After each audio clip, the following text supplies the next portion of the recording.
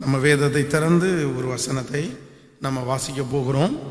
எல்லாரும் எடுத்துக்கொள்ளுங்கள். சங்கீதத்திலே 35வது சங்கீதம் 1வது வசனத்தை நம்ம வாசிக்க போகிறோம். எல்லாரும் எடுத்துக்கொள்ளலாமா? 35வது சங்கீதத்திலே 1வது வசனத்தை நாம் எல்லாரும் சேர்ந்து நம்ம வாசிக்க போகிறோம். கர்த்தாவே, நீர் என் வழக்காளிகளோடே வழக்காடி என்னோடு யுத்தம் பண்ணுகிறவர்களோடே யுத்தம் பண்ணும். இன்னொரு விஷயம் கூட வாசிக்கலாம். கர்த்தாவே, நீர் என் வழக்காடிகளோடே வழக்காடி என்னோடு யுத்தம் பண்ணுகிறவர்களோடே யுத்தம் பண்ணும். ஆமென்.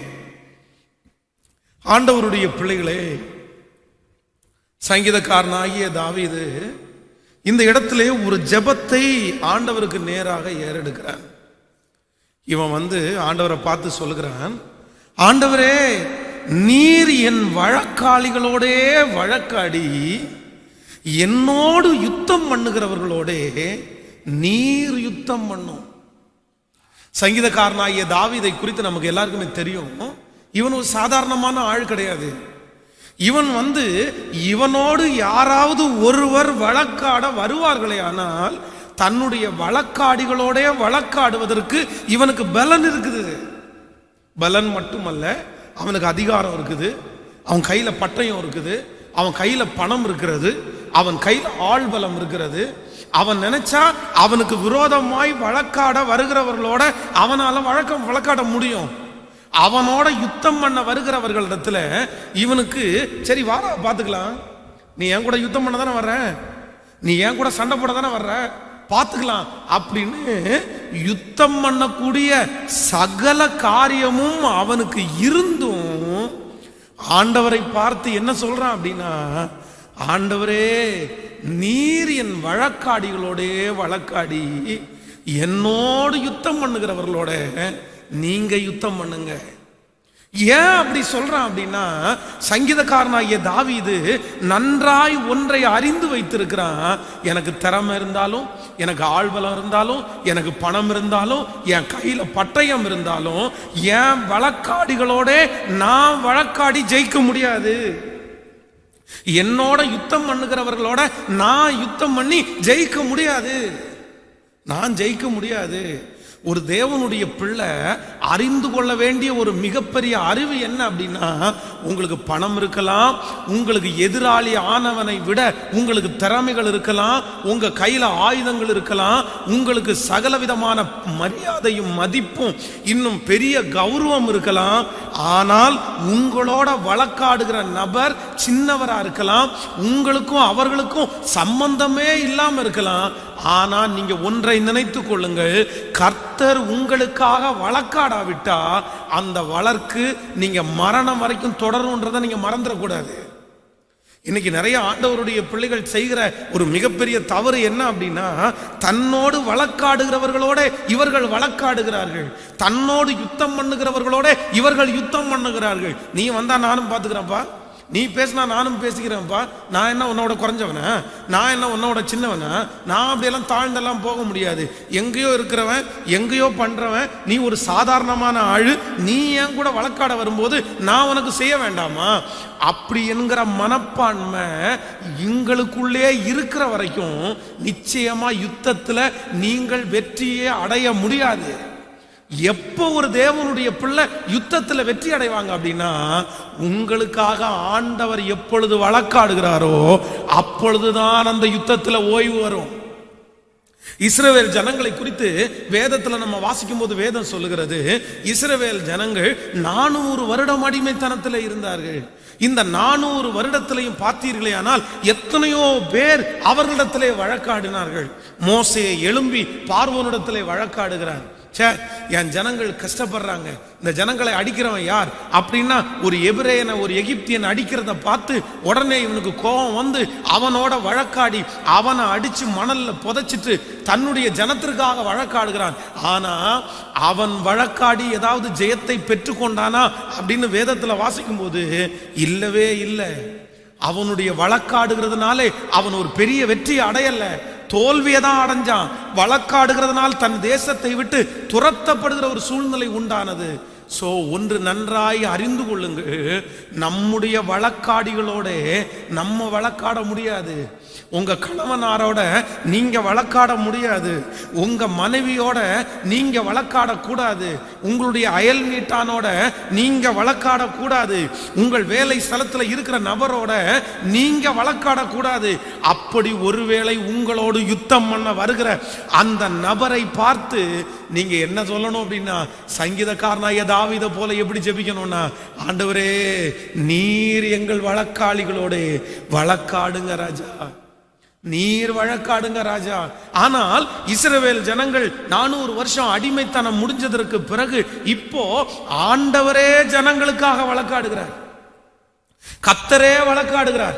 ஆண்டவரே பார்வோனுக்கு விரோதமா யுத்தம் பண்ண ஆரம்பிக்கிறார். நீங்க வேதத்துல படிச்சு பாருங்க, ஆண்டவர் ஜனங்களுக்காக வழக்காட ஆரம்பிச்சதற்கு பிற்பாடு, ஆண்டவர் ஜனங்களுக்காக யுத்தம் பண்ண ஆரம்பிச்சதுக்கு பிற்பாடு அவர்கள் ஒன்றுமில்லாமல் போய்விட்டார்கள்.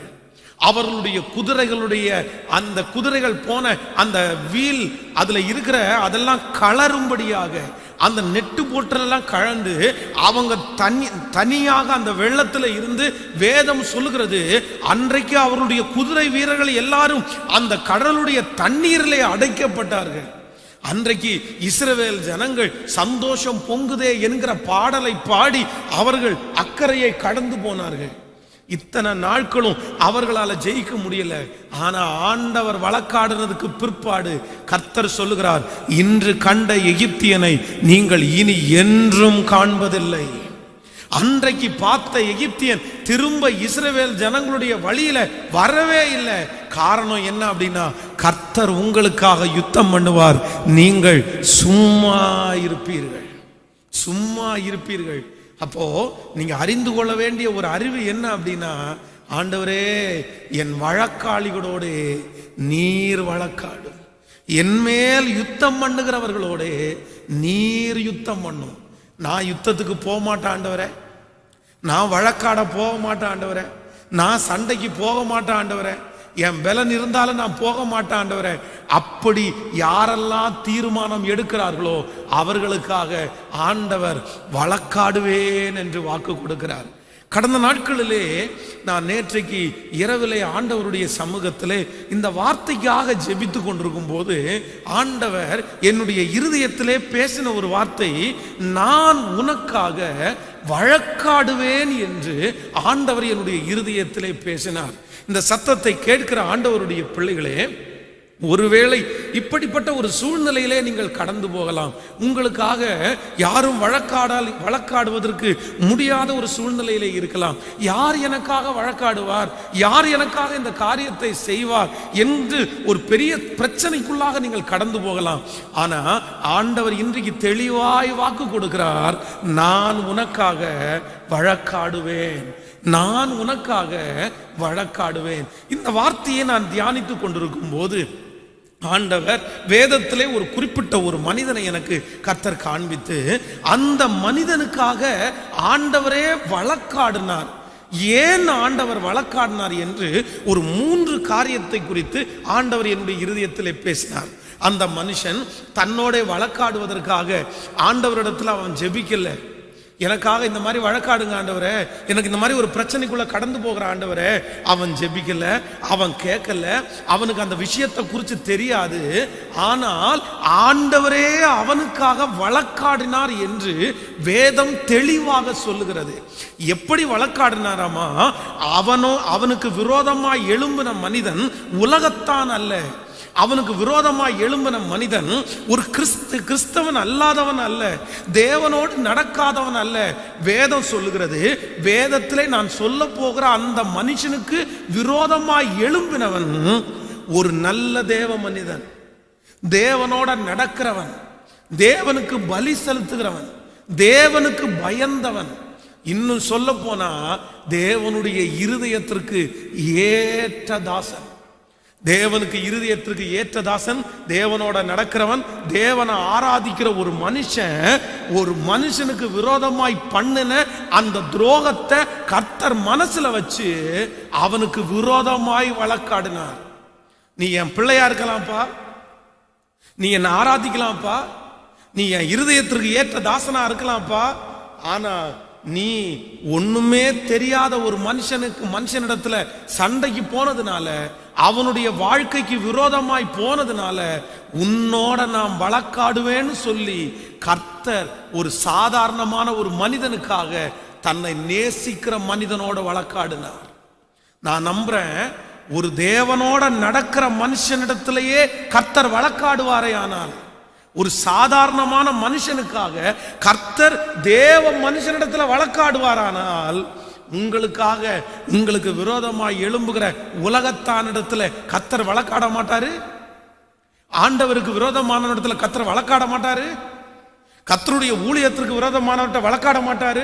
நான் நம்புறேன், கண்டிப்பாக கர்த்தர் உங்கள் வழக்காடிகளோட வழக்காடுவேன் என்று கர்த்தர் வாக்கு கொடுக்கிறார். உங்களோடு யுத்தம் பண்ணுகளிடத்திலே நான் யுத்தம் பண்ணுவேன் என்று கர்த்தர் வாக்கு கொடுக்கிறார். ஆமென். எனக்கு ரொம்ப ஆச்சரியமா இருந்துச்சு ஆண்டவர் அந்த வார்த்தையை பேசும்போது. நான் ஆண்டவருக்கு ரொம்ப நன்றி சொன்னேன். இன்றைக்கு வேதத்துல ஒரு மனுஷனை குறித்து நம்ம வாசிக்க போகிறோம். எடுத்துக்கொள்ளுங்கள், 2 சாமுவேலின் புஸ்தகம் 11ஆம் அதிகாரத்தை நாம் எடுத்துக்கொள்ளலாம். 2 சாமுவேல் 11ஆம் அதிகாரத்திலே 3வது வசனத்திலிருந்து நம்ம தொடர்ந்து வாசிக்க போகிறோம். 2 சாமுவேல் 11ஆம் அதிகாரம் 3வது வசனத்திலிருந்து நம்ம வாசிக்கலாமா? எல்லாரும் எடுத்துக்கொள்ளுங்கள். 2 சாமுவேல் 11ஆம் அதிகாரத்திலே 3வது வசனத்திலிருந்து வாசிக்கலாம். அப்பொழுது தாவீது அந்த ஸ்திரீ யார் என்று விசாரிக்க ஆள் அனுப்பினான். போதும், நீங்கள் 4வது வசனத்தை, அப்பொழுது தாவீது ஆள் அனுப்பி அவளை அழைத்து வர சொன்னான். இப்பொழுது 5வது வசனத்தை வாசிக்கலாம். அந்த ஸ்திரீ கர்ப்பம் தரித்து தன் கர்ப்பவதி ஆனதென்று தாவீதுக்கு அறிவிக்கும்படி ஆள் அனுப்பினார். அப்பொழுது தாவீது, ஏத்தியனாகிய உரியாவை என்னிடத்தில் அனுப்பு என்று யோவாவின் அண்டைக்கு ஆள் அனுப்பினான். அப்படியே யோவாப் உரியாவை தாவீதிடத்திற்கு அனுப்பினான். உரியா அவனிடத்தில் வந்தபோது தாவீது அவனை பார்த்து, யோவாப் சுகமாய் இருக்கிறானா? ஜனங்கள் சுகமாய் இருக்கிறார்களா? யுத்தத்தின் செய்தி நற்செய்தியா என்று விசாரித்தான். பின்பு தாவீது உரியாவை நோக்கி, நீ உன் வீட்டிற்கு போய் பாத சுத்தி செய் என்றான். உரியா ராஜாவின் அரண்மனையிலிருந்து புறப்பட்ட போது ராஜாவினிடத்திலிருந்து உச்சிதமான பதார்த்தங்கள் அவன் பின்னாலே அனுப்பப்பட்டது. ஆனாலும் உரியா தன் வீட்டிற்கு போகாமல் ராஜ அரண்மனையின் வாசலிலே தன் ஆண்டவனுடைய எல்லா சேவகரோடையும் கூட படுத்து கொண்டிருந்தான். உரியா தன் வீட்டிற்கு போகவில்லை என்று தாவீதுக்கு அறிவிக்கப்பட்ட போது தாவீது உரியாவை நோக்கி, நீ பயணத்திலிருந்து வந்தவன் அல்லவா? நீ உன் வீட்டிற்கு போகாதிருக்கிறது என்ன என்று கேட்டான். உரியா தன் தாவீதை நோக்கி, பெட்டியும் இஸ்ரவேலும் யூதாவின் கூடாரங்களிலே தங்கி என் ஆண்டவனாகிய யோவாபும் என் ஆண்டவனின் சேவகரும் வெளியிலே பாளையம் இறங்கி இருக்கையில் நான் புசிக்கிறதற்கும் குடிக்கிறதற்கும் என் மனைவியனுடைய சயானிக்கிறதற்கும் என் வீட்டிற்கு பிரவேசிப்பேனோ? நான் அப்படி செய்கிறதில்லை என்று உம்முடைய பேரிலும் உம்முடைய ஆத்துமாவின் பேரிலும் ஆணையிட்டு சொல்லுகிறேன் என்றான். அப்பொழுது தாவீது உரியாவை நோக்கி, இன்றைக்கும் நீ இங்கே இரு, நாளைக்கு உன்னை அனுப்பி விடுவேன் என்றான். அப்படியே உரியா அன்றும் மறுநாளும் எருசலேமிலே இருந்தான். தாவீது அவனை தனக்கு முன்பாக புசித்து குடிக்கிறதற்கும் அழைத்து அவனை வெறிக்கவும் பண்ணினான். ஆனாலும் அவன் தன் வீட்டிற்கு போகாமல் சாயங்காலத்திலே தன் ஆண்டவரின் சேவகரோடே தன் படுக்கையில் படுத்து கொண்டான். காலமே தாவீது யோவாபுக்கு ஒரு நிருபத்தை எழுதி உரியாவின் கையிலே கொடுத்து அதை அனுப்பினான். அந்த நிருபத்திலே மும்முரமாய் நடக்கிற போர்க்களத்திலே நீ உரியாவை நிறுத்தி அவன் வெட்டுண்டு சாகும்படி அவனை அவனை விட்டு பின்வாங்குங்கள் என்று எழுதியிருந்தான். அந்தபடியே யோவாப் அந்த பட்டணத்தை சூழ காவல் போட்டிருக்கையில் பராக்கிரமசாலி இருக்கிறார்கள் என்று தான் அறிந்த இடத்தில் உரியாவை நிறுத்தினான். பட்டணத்து மனுஷர்கள் புறப்பட்டு வந்து யோவாவோட யுத்தம் பண்ணுகையில் தாவீதின் சேவகராகிய ஜனத்தில் சிலர் பட்டார்கள். ஏத்தியனாகிய உரியாவும் செத்தான். நன்றாய் கவனிங்கள் ஆண்டவருடைய பிள்ளைகளே, ஆண்டவர் வழக்காடுன ஒரு மனிதனை குறித்து தான் இங்கே நம்ம இன்றைக்கு வாசித்தோம். அவன் வேதம் சொல்லுகிறது உரியா என்கிற தாவீதினுடைய சேவகனாயிருந்தான். தாவீது ஆண்டவருக்கு பயப்படுகிறவன், தாவீது ஆண்டவரோட நடக்கிறவன். ஆனால் உரியா அந்த அளவுக்கு ஆண்டவரோட நடந்ததாக சொல்லவில்லை. ஆனால் தன்னுடைய எஜமானனுக்கு மிகவும் உண்மையானவன். கர்த்தர் வழக்காடினது சாதாரணமான மனிதனோடைய அல்ல, தாவீதோடைய ஆண்டவர் வழக்காடினார். தாவீதிற்காக ஆண்டவர் நிறைய இடத்திலே வழக்காடினார். தாவீதிற்காக ஆண்டவர் சில ராஜாக்களிடத்திலே வழக்காடினார். தாவீதிற்காக ஆண்டவர் சவுலிடத்திலே வழக்காடினார். தாவீதிற்காக பெரிய பெரிய நபர்களோடு ஆண்டவர் வழக்காடினார். நாபால் என்ற ஒரு மனிதனுக்காக வழக்காடினார். ஆனா முதல் முறையா இன்னொரு மனிதனுக்காக கர்த்தர் தாவீதினிடத்திலே வழக்காடினார் என்று இந்த சம்பவத்திலே வாசிக்கிறோம். இந்த சம்பவத்தில் தாவீது இந்த உரியா என்பவனுக்காக ஏன் வழக்காடினார்? சரி, தாவீது ஆண்டவருடைய பிள்ளை அல்லவா, ஆண்டவருடைய இருதயத்திற்கு ஏற்ற தாசன் அல்லவா? சரிப்பா, நீ தப்பு பண்ணிட்ட, நான் உன்னை மன்னிச்சு விடுறேன் அப்படின்னு ஆண்டவர் தாவீதை மன்னிச்சு விடலாம்ல. ஏன் ஆண்டவர் உரியாவுக்காக கர்த்தர் வழக்காடினார்? அவன் ஜெபிக்காம இருந்த போதிலும் ஏன் ஆண்டவர் வழக்காடினார்னா, 3 காரியம் என் இருதயத்தை தொட்டது. நம்பர் 1, முதலாவதாக நான் இந்த பகுதியில் வாசிக்கும் போது ஒன்றை நான் நம்பினேன். இந்த உரியாவிற்காக கேட்கிறதற்கு கூட யாருமே இல்லை. கவனிங்க, தாவீது அந்த உரியாவை தன்னுடைய அங்க யுத்தத்திலிருந்து வர சொல்லி உரியாவுனுடைய மனைவி குளித்து கொண்டிருக்கும் போது இவன் மேல உப்பரிகளை இருந்து பார்த்து கொண்டிருக்கிறான். பார்க்கும்போது அந்த சகோதரனுடைய பார்த்ததுனால அந்த இச்சையிலே விழுந்தான். இச்சையிலே விழுந்தது மட்டுமல்ல, அவன் அந்த உரியாவுனுடைய மனைவி பத்சேபாளிடத்திலே தவறாக அவன் நடந்து கொண்டான். தவறாக அவன் நடந்து கொண்டது நிமித்தமாக இப்பொழுது அவள் கர்ப்பம் தரிக்கிறாள். அவள் கர்ப்பம் தரிச்சு தன்னுடைய அந்த ராஜாவுக்கு சொல்லி அனுப்புறார். இந்த மாதிரி நீங்க கணவனார் இல்லாத போது என்னிடத்துல இருந்தீங்க, அதனால நான் இப்ப கர்ப்பவதி ஆயிருக்கிறேன், நீங்க என்ன பண்ண போறீங்க அப்படின்னு ஆள் அனுப்பி சொல்லுகிறார். உடனே தாவீதுக்கு உடனே ஒரு குறுக்கு புத்தி வருது. ஒன்று பண்ணலாம், உடனே யோவாப்பை அழைத்து இவன் என்ன பண்றான் அப்படின்னா, நீ ஒன்றும் யுத்தத்துக்கு போக வேண்டிய அவசியம் இல்லப்பா, அங்க யுத்தத்துக்கு போறதுக்கு நிறைய பேர் இருக்கிறாங்க, நீ ஒன்று பொண்ணு, நீ வீட்டுக்கு போய் உன் மனைவியோட சந்தோஷமா இரு அப்படின்னு அனுப்பி விடுறாரு. அனுப்பி விடுறது மட்டும் இல்ல, இவன் தன்னுடைய வீட்டிற்கு போயிட்டான்றதற்காக நிறைய பதார்த்தத்தை பின்னாடி அனுப்பி வைக்கிறாரு. ஒரு ராஜா யாருக்குமே அதை செய்ய மாட்டாரு. இதுவரைக்கும் அவனுடைய ராஜ்ய பாரத்திலே இருக்கிற ஒரு சேவகனுக்கு இப்படிப்பட்ட ஒரு காரியத்தை தாவீது பண்ணினதே இல்லை. ஆனா தன்னுடைய தவறை மறைக்க வேண்டும் என்கிற ஒரே காரணத்திற்காக இவன் என்ன பண்றான் தெரியுமா? உரியா போனதுக்கு பிற்பாடு அவனுக்கு பின்னாடி பதார்த்தங்களை அனுப்பி வைக்கிறான். ஆனா இந்த உரியா போனது மாதிரி போயிட்டான். திரும்பி திரும்ப ராஜா அவனிடத்துல இருக்கான். திரும்பி கேட்கிறான், டேய் என்னடா நீ வீட்டுக்கு போகலையா, இங்க உட்காந்து இருக்கிற, நான் தான் உன் மனைவி இடத்துல போவோம், வீட்டுக்கு போ சாப்பிடு அப்படின்னு சொன்னேன்ல. உடனே அவன் சொல்றான், ராஜா என்ன சொல்லிட்டு இருக்கிறீங்க? உங்களுடைய சேவகர்கள் யோவாப் படை தளபதி இவங்க எல்லாருமே யுத்தம் பண்றதுக்கு அங்க நின்று இருக்கிறாங்க. யுத்தம் நடந்துட்டு இருக்குது. நான் ஒரே ஒரு ஆள் சேவகன் என் வீட்டில் போய் சாப்பிடுவேனா, என் வீட்டில் போய் சந்தோஷமா இருப்பேனா, என் மனைவி இடத்துல சந்தோஷமா இருப்பேனா? நான் போக மாட்டேன் ராஜா, நான் போக மாட்டேன் அப்படின்னு அங்கேயே படுத்து கொண்டான். திரும்ப தாவீது அவனை பார்த்து சொல்றான், சரி இன்னைக்கு நீ படுத்துக்கோ, நாளைக்கு நான் உன்னை அனுப்பி விடுறேன், நாளைக்கு உனக்கு சொல்றேன் அப்படின்றாரு. நாளைக்கு சொல்ல முடியல, 2 நாள் தாண்டி திரும்ப அவனை என்ன பண்றான் அப்படின்னா, தன்னுடைய வீட்டில் அழைச்சி அந்த ராஜா அவனுக்கு சாப்பாடு கொடுத்து வேதம் சொல்லுது அவனை வெறிக்க பண்ணினான். எப்படியாவது இவனுடைய மனசை மாத்தி இவனை வீட்டுக்குள்ள போய் இவன் தன்னுடைய மனைவியோட சேர்ந்துட்டான் அப்படின்னா நம்ம பேர்ல தப்பு வராது, இந்த தப்பை மறைக்கலான்றதற்காக ஒரு ராஜா ஆண்டவரோட நடக்கிறவன் ஒரு பரிசுத்தவான், தேவனுக்கு இருதயத்திற்கு ஏற்ற தாசன் தன்னுடைய பாவத்தை மறைக்கிறதற்காக உரியாவை வெறிக்க பண்ணினான். ஆனாலும் அவன் எவ்வளவோ குடிச்சிருந்தாலும் நிதானமா இருந்தான்.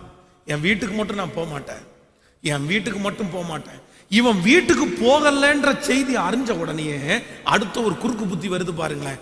ஒரு லெட்டர் எடுத்து அந்த லெட்டர்ல எழுதுறான். என்ன எழுதுறான் தெரியுமா? இந்த மாதிரி யுத்தம் மும்முரமா நடக்கும்போது உரியாவை முன்னாடி நிறுத்துங்க, உரியாவை முன்னாடி நிறுத்தி நல்ல யுத்தம் வரும்போது நீங்க எல்லாம் விலகிருங்க, ஆப்போசிட்ல இருக்கிறவன் வெட்டும் போது முதல்ல உரியா செத்துறட்டும், உரியாவை கொன்றுங்க. அவனுடைய கையில் லெட்டர் கொடுத்து விடுறான். யோவாப் கையில லெட்டர் போகுது. யோவாப் பிரிச்சு படிச்சு பார்க்கறான். இவனை கொன்றுங்கன்னு எழுதப்பட்டிருக்கிறது. ஆனா இந்த யோவாப் உரியாவை ஏன் ராஜா நீங்க கொல்லணும்? உரியாவை எதுக்கு கொல்லணும்? உரியாவை கொல்ல வேண்டிய அவசியம் இல்லைல்ல. அவன் ஒரு நல்ல சேவகன். அவன் இதுவரைக்கும் ஒரு தீமையை கூட செய்யல. நம்முடைய இஸ்ரவேல் ஜனத்துல யுத்தத்துல நிற்கிற ஒருத்தர் கூட சாகக்கூடாது. அதுதான் நமக்கு மிகப்பெரிய வெற்றி அப்படின்னு தாவீதினிடத்துல யாருமே உரியாவுக்காக கேள்வி கேட்கறதுக்கு ஆள் இல்லை. உரியாவுக்காக உரியாவை கொல்ல வேண்டாம், உரியா என்ன தப்பு பண்ணனா அப்படின்னு அவன் பட்சத்திலே வழக்காடுவதற்கு என்று ஒருத்தர் கூட இல்லை. அதனாலதான் என் ஆண்டவராகிய தெய்வம் உரியாவுக்காக தாவீதினிடத்தில் வழக்காடுகிறார். எப்பா நீ நினைச்சிருக்கிற இவனுக்காக வழக்காட யாரும் இல்ல, இவனுக்காக கேட்கறதுக்கு யாரும் இல்ல, இவனை என்ன வேணாலும் பண்ணலாம், இவனை என்ன வேணாலும் திட்டலாம், இவனை எப்படி வேணாலும் நடத்தலாம் அப்படின்னு நினைச்சு அவனை கேட்கறதற்கு யாரும் இல்லைன்னு நினைச்சு இவ்வளவு பெரிய தப்ப நீ பண்ணிட்டல்ல. உரியாவுக்காக வழக்காடுவதற்கு யாருமே இல்லைன்னாலும் உரியாவுக்காக நாம் வழக்காடுவேன்னு கர்த்தர் வழக்காடினார். கர்த்தர் வழக்காடினார். இந்த சத்தத்தை கேட்கிற அன்பு தேவனுடைய பிள்ளையே, ஒருவேளை நீங்கள் அந்த சூழ்நிலையிலே காணப்படலாம்.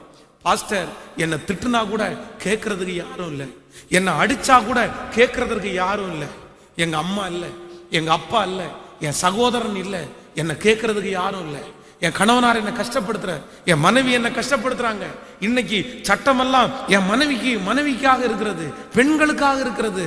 ஆனா எனக்காக வழக்காடுறதுக்கு யாரும் இல்லை பாஸ்டர், எனக்காக யாரும் வழக்காடுறதுக்கு வர்றதில்லை. நான் ஒரு தனி மனிதனாக்கப்பட்டிருக்கிறேன். எனக்காக யார் வழக்காடுவா, எனக்காக யார் பேசுவா? ஆனா ஆண்டவர் இன்றைக்கு அப்படிப்பட்ட இருதயத்தோட இருக்கிற ஒவ்வொருத்தரையும் பார்த்து கர்த்தர் சொல்லுகிறார், உனக்காக வழக்காடுவதற்கு யாருமே இல்லை என்றால் நான் உனக்காக வழக்காடுவேன் என்று கர்த்தர் வாக்கு கொடுக்கிறார். உன்னுடைய ஊழியத்திற்காக வழக்காடுவதற்கு யாரும் இல்லாமல் இருக்கலாம். எதிரி பெரியவனா இருக்கலாம், எதிரி பணக்காரனா இருக்கலாம், எதிரி அரசியல்வாதியா இருக்கலாம், எதிரி சமுதாயத்தில் உயர்ந்த மனிதனா இருக்கலாம், எதிரி பெரிய பெரிய ஒருவேளை அவன் பெரிய பெரிய பொறுப்புகளிலே இருக்கிறவனா இருக்கலாம். உன்னை கேட்கிறதற்கு யாரும் இல்லைன்னு நினைச்சு உங்களோட வழக்காடுறவங்களை பார்த்து கர்த்தர் சொல்லுகிறார், நான் அவர்களோட வழக்காடுவேன், நான் அவர்களோட வழக்காடுவேன். என்னுடைய கர்த்தர் இந்த உரியாவுக்காக ஏன் வழக்காடினார் அப்படின்னா, அவனுக்காக கேட்கறதுக்கு யாருமே இல்லை, அவனுக்காக கேட்கறதுக்கு யாருமே இல்லை. இப்படி ஒரு போர் சேவனுக்கு வருமா? சொந்த மனைவி கூட அவனுக்காக கேட்கலங்க. ராஜாவுக்கு சப்போர்ட் பண்ணி ராஜாவுக்கு உடந்தையா இருந்து, என் கணவனாரை மட்டும் என் வீட்டில் விட்டுருங்க, என் கணவனாரை மட்டும் கொன்றாதீங்க, பரவாயில்ல, இந்த விஷயத்தை நான் ஏத்துக்கிறேன், இந்த காரியத்தை நான் ஏத்துக்கிறேன். மனைவி கூட அவனுக்காக வழக்காடுவதற்கு இல்லை. இல்லை அப்படின்னா அந்த வீட்டில் யாராவது ஒருத்தர் அவனை குடிக்க பண்ணும்போது, ஏன் ராஜா இப்படி பண்றீங்க, ஏன் ராஜா இப்படி பண்றீங்க, நீங்க பண்ணுனதே மகா பெரிய கொடுமை, அதோட சேர்ந்து இந்த கொடுமையை நீங்க செய்யலாமா? வேண்டாம் ராஜா, விட்டுருங்க ராஜா, அவனை விட்டுருங்க ராஜா. அப்படி அந்த இடத்துல கேட்கறதுக்கு யாரும் இல்லை. லெட்டரை கொண்டு வந்து கொடுக்குறானே யோவாபு, சே அவனுக்கு ஒரு இறக்கம் வேண்டாம்? சரி, இப்படிப்பட்ட ஒரு லெட்டரை இவனோட கொடுத்துட்டு இருக்கிறாரு. இந்த யோவாபு மாதிரி நல்ல ஒருத்தனும் கிடையாது. இவனுக்காக நம்மளாவது வழக்காடி ராஜாவிடத்துல கேட்போம், நம்ம ஒரு லெட்டரை அனுப்புறோம், இவனை ஏன் கொல்றீங்க, இவனை கொல்றதுக்கு என்ன ரீசன் நான் தெரிஞ்சுக்கலாமா, காரணம் தெரிஞ்சுக்கலாமா அப்படி கேட்கறதற்கு படை தளபதியாகிய யோவாப் கூட அந்த இடத்துல இல்லை. நீ நினைச்ச என் பிள்ளைக்காக வழக்காடுறதுக்கு யாருமே இல்லைன்னு நினைச்சியா? என் பிள்ளைக்காக யுத்தம் பண்றதுக்கு யாரும் இல்லைன்னு நினைச்சியா? என் பிள்ளைக்காக கேட்கறதுக்கு யாரும் இல்லைன்னு நினைச்சியா? அதனாலதான் ஆண்டவரே இறங்கி வந்து தாவீதோட வழக்காடுகிறார். தாவீதோட வழக்காடுகிறார். இன்று ஆண்டவர் இந்த ஆராதனை வேளையில ஆண்டவர் உங்களிடத்தில் பேசுறாரு, மகனே நான் உனக்காக வழக்காடுவேன், நான் உனக்காக வழக்காடுவேன். ஏன் உனக்காக வழக்காடுவேன் தெரியுமா? உனக்காக பேசுறதுக்கு யாரும் இல்லை. உன் மகளுக்காக நான் வழக்காடுவேன், உன் மகனுக்காக நான் வழக்காடுவேன், உன் பிள்ளைக்காக நான் வழக்காடுவேன், உன் தகப்பனுக்காக நான் வழக்காடுவேன், உன் சொத்துக்காக நான் வழக்காடுவேன், உன் வேலை ஸ்தலத்துல நான் வழக்காடுவேன். நானே வழக்காடுவேன், நானே வழக்காடுவேன். காரணம் என்ன அப்படின்னா, உன் பிள்ளைக்காக வழக்காடுவதற்கு யாரும் இல்ல, உன் மகளுக்காக வழக்காடுவதற்கு யாரும் இல்ல, உனக்காக வேலை ஸ்தலத்துல வழக்காடுவதற்கு யாரும் இல்ல. யாரும் வழக்காடுவதற்கு இல்லாத ஒரு மனுஷனுக்கு கர்த்தரே வழக்காடுவேன், நானே உனக்காக வழக்காடுவேன் என்று என் அருள்நாதர் இயேசு கிறிஸ்து வாக்கு கொடுக்கிறார். கர்த்தர் வழக்காடுவார், கர்த்தர் உனக்காக வழக்காடுவார். யாரும் இல்லைன்னு யாரும் இல்லாம இருக்கிறது நல்லதுதான் ஆண்டவருடைய பிள்ளைகளே. நீங்க நிறைய பேர் ஒருவேளை சோர்ந்து போயிருக்கலாம், எனக்காக வழக்காடுறதுக்கு ஒருத்தர் கூட இல்லையே பாஸ்டர். எங்க அம்மா இப்படி இருந்தா இப்படி இவன் பேசுவானா? எங்க அப்பா இருந்தா இவங்க இப்படி பேசுவாங்களா? என் கூட பிறந்த 4 அண்ணங்கள் இருந்தா இந்த மாதிரி என்ன நடத்துவாங்களா? நடத்த மாட்டாங்கல்ல, நடத்த மாட்டாங்கல்ல. இல்லைன்னா நான் ஏதாவது கொண்டு வந்திருந்தா இப்படி பேசுவாங்களா? நான் அழகா இருந்தா பேசுவாங்களா? இல்லைன்னா என் குடும்பத்துல எனக்காக யாராவது பேசுனாங்கன்னா பேசுவாங்க. நான் வாய் இல்லாத பூச்சி பாஸ்டர், நான் ஒரு பெரிய சம்பாத்தியம் பண்றவனா இருந்தா என்னட்ட இப்படி இவங்க பண்ணுவாங்களா? ஆயிரக்கணக்கான கேள்விகளோடு இந்த சத்தத்தை யார் கேட்டுக்கொண்டிருந்தாலும் ஆண்டவர் சொல்லுறாரு, உங்களுக்காக எப்ப ஆண்டவர் வழக்காடுவாருன்னா, உங்களுக்காக வழக்காடுவதற்கு யாரும் இல்லாம இருக்கும்போது உங்களுக்காக இயேசு எழும்பி நிற்பார். கர்த்தர் உங்களுக்காக வழக்காடுவார், ஆண்டவர் உங்களுக்காக வழக்காடுவார். ஆமேன் சொல்லுங்கள். ஒரு நடந்த சம்பவம், ஒரு வயதான ஒரு தாயார், ரொம்ப வயசு, அவர்களுக்கு இருந்தது ஒரு சின்ன தோட்டம். அந்த தோட்டத்தில் வந்து அந்த கொஞ்ச இடத்துல அவர்கள் அவங்க கீரையை விவசாயம் பண்ணிட்டு இருந்தாங்க. அந்த கீரை தான் அவர்களுக்கு ஆகாரம். அந்த கீரையை விற்று தான் அவருடைய சாப்பாடு அவங்க சாப்பிட்டு இருந்தாங்க. ஆனால் ரொம்ப ஆண்டவர் மேலே பக்தியாக இருக்கிறவங்க ஒவ்வொரு நாளும் அந்த கீரை தோட்டத்தை இவர்கள் பாதுகாத்துட்டு வந்தாங்க. இவர்களால் அந்த வேலி போட முடியல, அது ரொம்ப பணம் அதிகமானதுனால அந்த வேலி போடலை. இவங்களே அங்கே இருந்து என்ன பண்ணுவாங்க அப்படின்னா, மாடு ஆடு ஏதாவது அந்த கீரையை தின்றதுக்காக வந்துச்சுன்னா இவங்க அடிச்சு துரத்திட்டு இருந்தாங்க. அப்போ ஞாயிற்றுக்கிழமை ஒரு நாள் ஆலயத்திற்காக அவங்க கிளம்புறாங்க. இப்போ வீட்டில் யாரும் இல்லை, கீரை தோட்டத்தை சுற்றி எந்த ஃபென்சிங்கும் இல்லை. இப்போ என்ன பண்ணுறதுன்னே தெரில. சரி ஜெபம் பண்ணிட்டு அவங்க பாட்டுக்கு போயிட்டாங்க. ஆலயம் முடித்துட்டு திரும்பி வந்து பார்த்தா ஒரு மாடு நிறைய இடத்துல மிதிச்சு கீரைகளை நிறைய நாசம் பண்ணியிருக்கு. பக்கத்து வீட்டுக்காரருடைய மாடு. உடனே இவங்க அந்த பக்கத்து வீட்டுக்காரரை பார்த்து சொன்னாங்களாமா, ஐயா உங்களுக்கு பெரிய தோட்டம் இருக்குது, எனக்கு இருக்கிறதே இந்த ஒரு சின்ன தோட்டம், இந்த தோட்டத்தில் உங்களுடைய மாடு இப்படி பண்ணிட்டு இருக்குது இல்லை, நீங்க கொஞ்சம் உங்க மாடை கட்டி வைங்க, இல்லைன்னா இந்த பக்கத்துக்கு கொஞ்சம் விடாம நீங்க பாதுகாத்துக்குங்க அப்படின்னு சொல்லும்போது அந்த மனுஷன் சொன்னானாமா, மாடுன்னு ஒன்று இருந்தா அது மேயத்தான் செய்யும், நம்ம எப்படி அதை தடுத்து நிறுத்த முடியும்? அதுக்கு என்ன காதா இருக்குது? நான் போய் போகாத, இது அவ ஏரியா தொடக்கூடாதுன்னு சொல்றதுக்கு என்ன நீ ஃபென்சிங்கா போட்டு வச்சிருக்கிற? நான் எல்லாம் அதெல்லாம் ஒன்றும் பண்ண முடியாது, போற மாடை நான் தடுத்து நிறுத்த முடியாது, நீ வேணும்னா ஃபென்சிங் போட்டு பாதுகாத்துக்கோ அப்படின்னு அந்த அம்மாட்ட சொல்லிட்டாங்களாமா. இவர்களுக்காக பேசுறதுக்கு யாரும் இல்லை. அடுத்த நாள் அவர்கள் ஞாயிற்றுக்கிழமை ஆலயத்திற்கு போகணும். அந்த கீரை தோட்டத்துக்கு முன்னாடி நின்று ஒரே ஒரு ஜெபம் மட்டும் செஞ்சாங்களாமா. அப்பா நான் ஊழியத்திற்காக ஆலயத்துக்கு போறேன், என் கீரை தோட்டத்தை நீங்க தூதர்களை கொண்டு காவல் வைங்க, நீங்க தூதர்களை கொண்டு காவல் வைங்க, எனக்கு தெரியாத ஆண்டவரே, நான் போயிட்டு வரும்போது பத்திரமா இருக்கணும்னு சொல்லி இவங்க ஆலயத்திற்கு கிளம்பி போயிட்டாங்க. ஆலயத்திற்கு கிளம்பி ஆராதனை முடிச்சுட்டு திரும்பி கீரை தோட்டத்தை பார்த்தா அப்படியே இருக்குது, எந்த சேதமுமே இல்லை. ஆனா அந்த பக்கத்து வீட்டில் இருக்கிற பசங்க மட்டும் கூடி பேசிட்டு இருக்காங்களாமா. இப்போ இவங்க திரும்பி பார்த்தா அவன் ஒருத்தன் கேட்டானம்மா, அம்மா என்ன பண்ணீங்க? ஏதாவது மந்திரம் பண்ணீங்களா? ஏதாவது செய்வனை பண்ணிட்டு போனீங்களா? நான் ஒன்றும் செய்வன எல்லாம் ஒன்றும் பண்ணலப்பா, நான் யாருக்கும் மந்திரம் பண்ணலப்பா. என்னப்பா அப்படின்னு கேட்டா, இல்ல என் மாடை நான் அவுத்து விட்டேன், உங்க இடத்துக்கு வரட்டும் தான் அவுத்து விட்டேன். இது போன வேகத்துல பட்டார்னு யாரோ ஒருத்தர் மாடை அடிச்சது மாதிரி தெரிச்சு ஓடி வந்துருச்சு.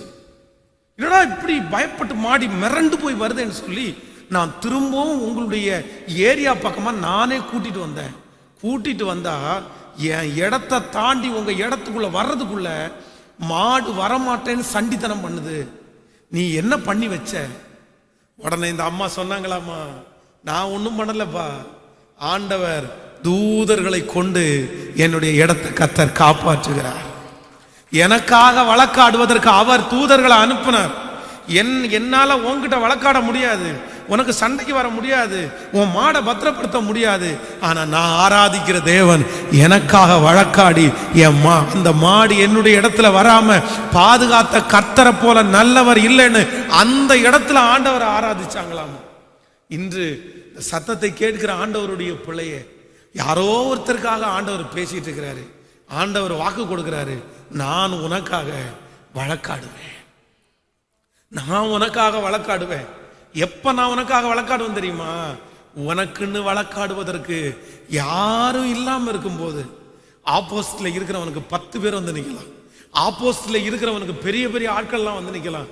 நீ ஒரு தனியே ஆளாய், ஒரு தனியே மனிதனாய், எனக்கு யாருமே இல்லையே, எனக்கு வக்கீல் இல்லையே, எனக்கு வக்கீலுக்கு கொடுக்கறதுக்கு பணம் இல்லையே அப்படின்னு யாரெல்லாம் மனசுல சோர்ந்து போய் வந்திருக்கிறீங்களோ, அருள்நாதர் இயேசு சொல்லுகிறார், நான் உனக்காக வழக்காடுவேன், நான் உனக்காக வழக்காடுவேன், நான் உன் பிள்ளைக்காக வழக்காடுவேன், நானே உனக்காக வழக்காடுவேன். நம்புறவங்க அப்படியே உங்க கையை மேல உயர்த்தி சத்தமா ஆண்டவரே நன்றி என்று சொல்லுங்க. சத்தத்தை உயர்த்தி நன்றி என்று சொல்லுங்க. எங்களுக்காக வழக்காடுகிற தேவன், எனக்காக வழக்காடுகிற தேவன். சொல்லுங்க, அவர் எனக்காக வழக்காடுகிறவர், அவர் எனக்காக வழக்காடுகிறவர், அவர் எனக்காக வழக்காடுகிறவர். எனக்கு யாரும் இல்லை என்று தெரிந்து எனக்காக வழக்காடுகிற கர்த்தர் அவர், எனக்காக வழக்காடுகிற கர்த்தர் அவர், எனக்காக வழக்காடுகிற தேவன். அல்லேலூயா. நீங்க சந்திக்க போகிற சூழ்நிலையில, நீங்க சந்திக்க போகிற பிரச்சனையில நான் நம்புறேன் உங்களுக்காக ஆண்டவர் யாரோ ஒருத்தரை கர்த்தர் எழுப்பி விடுவார். ஏன் அப்படின்னா, என் பிள்ளைக்காக யாருமே இல்லைன்னு சொல்லி கர்த்தர் அந்த இடத்துல யாரோ ஒருத்தரை கர்த்தர் உங்களுக்காக ஏற்பாடு பண்ணுவார். ஆமேன் சொல்லுங்க. யோசேப்பை குறித்து வேதம் சொல்லுகிறது, யோசேப்பு தப்பு பண்றதற்காக அழைத்தவள் அந்த எஜமானனுடைய மனைவி, போத்திபாரினுடைய மனைவி. இவன் ஆசை வைக்கல, இவன் அப்படி பார்க்கவும் இல்லை, இவன் நல்லவன். ஆனா அந்த போத்திபாருடைய மனைவி தான் இவன் அப்படி நடத்தணும்னு நினைச்சாங்க. கடைசியில பாத்தீங்க அப்படின்னா ஒரு பொய் குற்றம் சாட்டி, இந்த மாதிரி அவன் என் கூட தப்பா நடக்கிறதுக்கு வந்தான், நான் அவனுடைய வஸ்திரத்தை பிடிச்சிட்டேன், அவன் ஓடி போயிட்டான் அப்படின்னு சொல்லி ஒரு பொய்யான செய்தி. தன்னுடைய கணவனார் வருகிற வரைக்கும் அந்த வஸ்திரத்தை கையிலே வச்சிருந்தாளாம். அவ வந்த உடனே இல்லாததும் பொல்லாததும் அவனை குறிச்சு போட்டு கொடுத்துட்டாங்க. இப்போ சரி சரி சரி கொஞ்சம் அமைதியா இருங்க, 2 பேருடைய தரப்புலையும் விசாரிக்கலாம், உங்க மனைவி சொல்றதையும் கேட்கலாம், யோசேப்பு சொல்றதையும் கேட்கலாம். எந்த இடத்துல தப்பு நடந்துச்சுன்னு நம்ம பார்த்து அதுக்கப்புறம் அவனை கொண்டு போய் சிறைச்சாலையில போடலாம் அப்படின்னு யோசேப்புக்காக யாராவது பேசுறதுக்கு ஆள் இருந்தாங்களா? யாராவது ஆள் இருந்தாங்களா? யாருமே இல்லை. யோசேப்பிற்காக வழக்காடுவதற்கு யாரும் இல்லை. அவனுக்கு சிறை தண்டனை கொடுத்த உடனே ஏன் அந்த சிறை தண்டனை அவனுக்கு கொடுக்குறீங்க? அந்த மாதிரி என்ன தப்பு பண்றான்? வழக்காடுறதுக்கு யாருமே இல்லை. ஆனா நான் நம்புறேன் யோசேப்பிற்காக வழக்காடுறதற்கு ஒருத்தர் இருந்தார். யோசேப்பிற்காக வழக்காடுறதுக்கு ஒருத்தர் இருந்தார். யோசேப்பிற்காய் கர்த்தர் வழக்காடினார், ஆண்டவர் வழக்காடினார். உனக்கு யாரும் இல்லைன்னு நினைக்காதப்பா, உனக்காக பரிந்து பேசுறதுக்கு யாரும் இல்லைன்னு நினைக்கிறதைய. நான் இருக்கிறேன். இந்த வார்த்தை எத்தனை பேருக்கு தீர்க்க தரிசனமா வருதுன்னு எனக்கு தெரியல. ஆனா நேற்றைக்கு இரவில் ஆண்டவர் பேசும்போது நான் அதை தீர்க்க தரிசனமா நான் எடுத்துக்கிட்டேன். நீங்க போகிற இடத்துல நீங்க எஜமானுக்கு முன்பாக நிற்கும் போது, நீங்க அந்த பிரச்சனைக்கு முன்பாக நிற்கும் போது நீங்க எல்லாரும் ஜெபம் பண்ணுங்க. ஆண்டவரிடத்துல கேளுங்க, தகப்பனே எனக்காக வழக்காடுறதுக்கு மனுஷன் யாருமே இல்லை ஆண்டவரே, எனக்காக பேசுறதுக்கு மனுஷன் யாரும் இல்லை ஆண்டவரே. நீங்க வழக்காடாதீங்க, உங்களுக்கு பலன் இல்லை. நீங்க வழக்காடுறதுக்கு யாரையோ ஒருத்தரை கூட்டிட்டு வந்து நிறுத்தாதீங்க. எனக்கு வழக்காடுறதுக்கு யாருமே இல்லைன்றதுக்காக யாரோ ஒருத்தரை பணம் கொடுத்து கூட்டிட்டு வந்து நிறுத்தாதீங்க, சொல்லி கூட்டிட்டு வந்து நிறுத்தாதீங்க. நீங்க விட்டுருங்க. உங்களுக்கு வழக்காடுவதற்கு யாரும் இல்லாததை கர்த்தர் பார்க்கிறார், ஆண்டவர் பார்க்கிறார். வழக்காடுவதற்கு யாரும் இல்லாததினாலே என்னுடைய ஆண்டவரே உங்களுக்காக இறங்கி வந்து உங்களுக்காக வழக்காடுவேன் என்று வாக்கு கொடுக்கிறார். கர்த்தர் வழக்காடுவாரே ஆனால் நான் நம்புகிறேன் நீங்கள் வெட்கப்பட்டு போக மாட்டீர்கள். கர்த்தர் வழக்காடுவாரே ஆனால் உங்களுக்குத்தான் ஜெயம். கர்த்தர் வழக்காடுவாரே ஆனால் உங்கள் பக்கத்திலே இருக்கிற நியாயத்தை கர்த்தர் சொல்லுவார். கர்த்தர் வழக்காடுவாரே ஆனால் உங்கள் பக்கத்துல தான் ஆண்டவர் பேசுவாரு. கர்த்தர் வழக்காடுகிற மனுஷன் சோர்ந்து போக வேண்டிய அவசியமே இல்லை. தேவனே வழக்காடுவார். நான் யார்கிட்டையும் போய் நிற்க மாட்டேன் ஆண்டவரே, நான் எந்த உதவிக்காகவும் கேட்க மாட்டேன் ஆண்டவரே, நான் வழக்காடுறதுக்காக வக்கீல்கிட்ட போக மாட்டேன் ஆண்டவரே, நான் காவல்துறைக்கு போக மாட்டேன் ஆண்டவரே, நான் அரசியல்வாதிகள்கிட்ட போக மாட்டேன் ஆண்டவரே. எனக்காக வழக்காட யாரும் இல்லை, எனக்காக நீங்க தான் வழக்காடணும். சொல்லுங்க, பிரச்சனைக்கு முன்னாடி சொல்லுங்க, மனுஷனுக்கு முன்னாடி எனக்காக நீங்க வழக்காடுங்க ஆண்டவரேன்னு சொல்லுங்க. கர்த்தர் உங்களுக்காக வழக்காடுவதற்கு வல்லவராக இருக்கிறார். நான் நம்புறேன். நம்முடைய திருச்சபை 2005 வருஷம் ஆரம்பிக்கப்பட்டு இத்தனை ஆண்டுகளும் வருகிறது. எத்தனை பேர் யுத்தம் பண்ணுவதற்காக வந்திருக்கிறார்கள், எத்தனை பேர் வழக்காடுவதற்காக வந்திருக்கிறார்கள். ஆனால் கர்த்தருடைய பலிபீடத்திலிருந்து சொல்லுகிறேன், இன்று வரைக்கும் யாரிடத்திலும் நான் வழக்காட போனதில்லை, பலன் இருந்தும் வழக்காட போனதில்லை. ஒரு விசை திருச்சபையில இருக்கிற இந்த கண்ணாடி எல்லாம் அடிச்சு உடைக்கப்பட்டிருக்கிறத ஒரு காவல்துறை அதிகாரி பார்த்துட்டு என்கிட்ட வந்து சொன்னாரு, இது ஏன் இப்படி உடைஞ்சிருக்கு அப்படின்னு கேட்டாரு. உடனே நான் சொன்னேன், ஒருத்தர் வந்து கல்லை தூக்கி எடுத்து உடைச்சு போட்டாரு அப்படின்னு. அப்படி உடைச்சு போட்டாருன்னு சொன்ன உடனே அவருக்கு ரொம்ப கோபம் வந்துச்சு. என்ன கல்லு தூக்கி உடைச்சிட்டாருன்னு சொல்லிட்டு நீங்க அசால்ட்டா சொல்லிட்டு இருக்கிறீங்க, யார் அவன், கல்லை தூக்கி வீசடிச்சவன் அவன் சொல்லுங்க அப்படின்னு. உடனே நான் சொன்னேன், வேணாம் சார் வேணாம், நான் மன்னிச்சிட்டேன், நான் அவரை விட்டுட்டேன் அப்படின்னு. என்ன சொல்றீங்க, நீங்க என்ன மன்னிக்கிறது, நீங்க என்ன விடுறது? இன்னைக்கு கண்ணாடி அடிச்சு உடைச்சிட்டோம், வேற ஏதாவது பண்ணிட்டு இருப்பான், அவனை அப்படியே விட முடியாது ஃபாஸ்டர், நீங்க உடனே கம்ப்ளைண்ட் கொடுங்க, நீங்க உடனே சொல்லுங்க. நீங்க யாருன்னு உங்களுக்கு தெரியுமான்னு கேட்டார். யாருன்னு தெரியும் சார் அப்படின்னு. யாருன்னு தெரியும்னா இம்மிடியட்டா எனக்கு சொல்றீங்க, நான் வந்து கண்டிப்பா ஆக்ஷன் எடுக்கணும், நான் ஆக்ஷன் எடுத்தாதான் அவன் அடுத்து ஒரு பிரச்சனையும் பண்ண மாட்டான் அப்படின்னு சொன்னாரு. எத்தனையோ இடத்துல கேட்டாரு, நீங்க ஒன்றும் பயப்படாதீங்க ஃபாதர், அவன் வந்து திரும்ப பிரச்சனை பண்ணுவான்லாம் நினைக்காதீங்க, நான் பார்த்துக்கிறேன், நான் இருக்கிறேன் என்னமோ சொன்னாரு. ஆனா நான் மனசுக்குள்ள ஸ்ட்ராங்கா டிசைட் பண்ணிட்டேன், இல்லை இல்லை, நான் யாரோ ஒருத்தர்கிட்ட சொல்லி அவனுக்காக வழக்காட மாட்டேன். நான் கர்த்தர் தான் வழக்காடணும், ஆண்டவர் தான் வழக்காடணும், ஆண்டவர் தான் நியாயம் தீர்க்கணும். கர்த்தரே தொடட்டும், கர்த்தரே சந்திக்கட்டும். ஆனா நான் இன்றைக்கு நம்புறேன், நம்ம ஒரு புதிதாய் ஒரு பெரிய ஆலயத்தை கட்டும் போது அந்த மனுஷன் அந்த ஆலயத்துக்குள்ள இருப்பான்னு நான் நம்புறேன். விசுவாசியா கர்த்தர் கொண்டு வந்து நிறுத்துவார். நான் எனக்காக ஆட்கள் வழக்காட மாட்டாங்க, கர்த்தர் திருச்சபைக்காக வழக்காடி அந்த மனுஷனை ரட்சித்து தொட்டு கொண்டு வந்து நிறுத்தலைன்னா அப்போ பாருங்க, கர்த்தர் மனுஷன் வழக்காடுனா தண்டனை மட்டும்தான் கொடுப்பான், ஆனா கர்த்தர் வழக்காடுனா ரட்சிப்பையே கொடுத்துருவாரு. ஹல்லேலூயா. அதனால நம்பர் 1, முதலாவதாக ஆண்டவருடைய பிள்ளைகளே, எப்போது ஆண்டவர் நமக்காக வழக்காடுவார்னா நமக்காக யாரும் இல்லாத போது கர்த்தர் நமக்காக வழக்காடுவார். அதனால வழக்காடுவதற்கு யுத்தம் பண்ணுகிறதற்கு யாரும் இல்லைன்னா நீங்க ஒரு ஆளை ஏற்பாடு பண்ண வேண்டிய அவசியம் இல்லை. பக்கத்தில் இருக்கிற கையை பிடிச்சி சொல்லுங்க, வீட்டில் இருக்கிறவங்களுடைய கரத்தை பிடிச்சி சொல்லுங்க, இங்க ஆராதனையில் இருக்கிறவங்களுடைய கரத்தை பிடிச்சி சொல்லுங்க, உங்களுக்காக வழக்காடுவதற்கு யாருமே இல்லாத போது நீங்க யாரையும் கூப்பிடாதீங்க. உங்களுக்காக வழக்காட யாரையும் கூப்பிடாதீங்க. யாரும் இல்லாதவர்களுக்காய் கர்த்தரே, சொல்லுங்க, யாரும் இல்லாதவர்களுக்காய் கர்த்தரே வழக்காடுவார். ஹல்லேலூயா. ஆமோதிக்கிறீங்களா?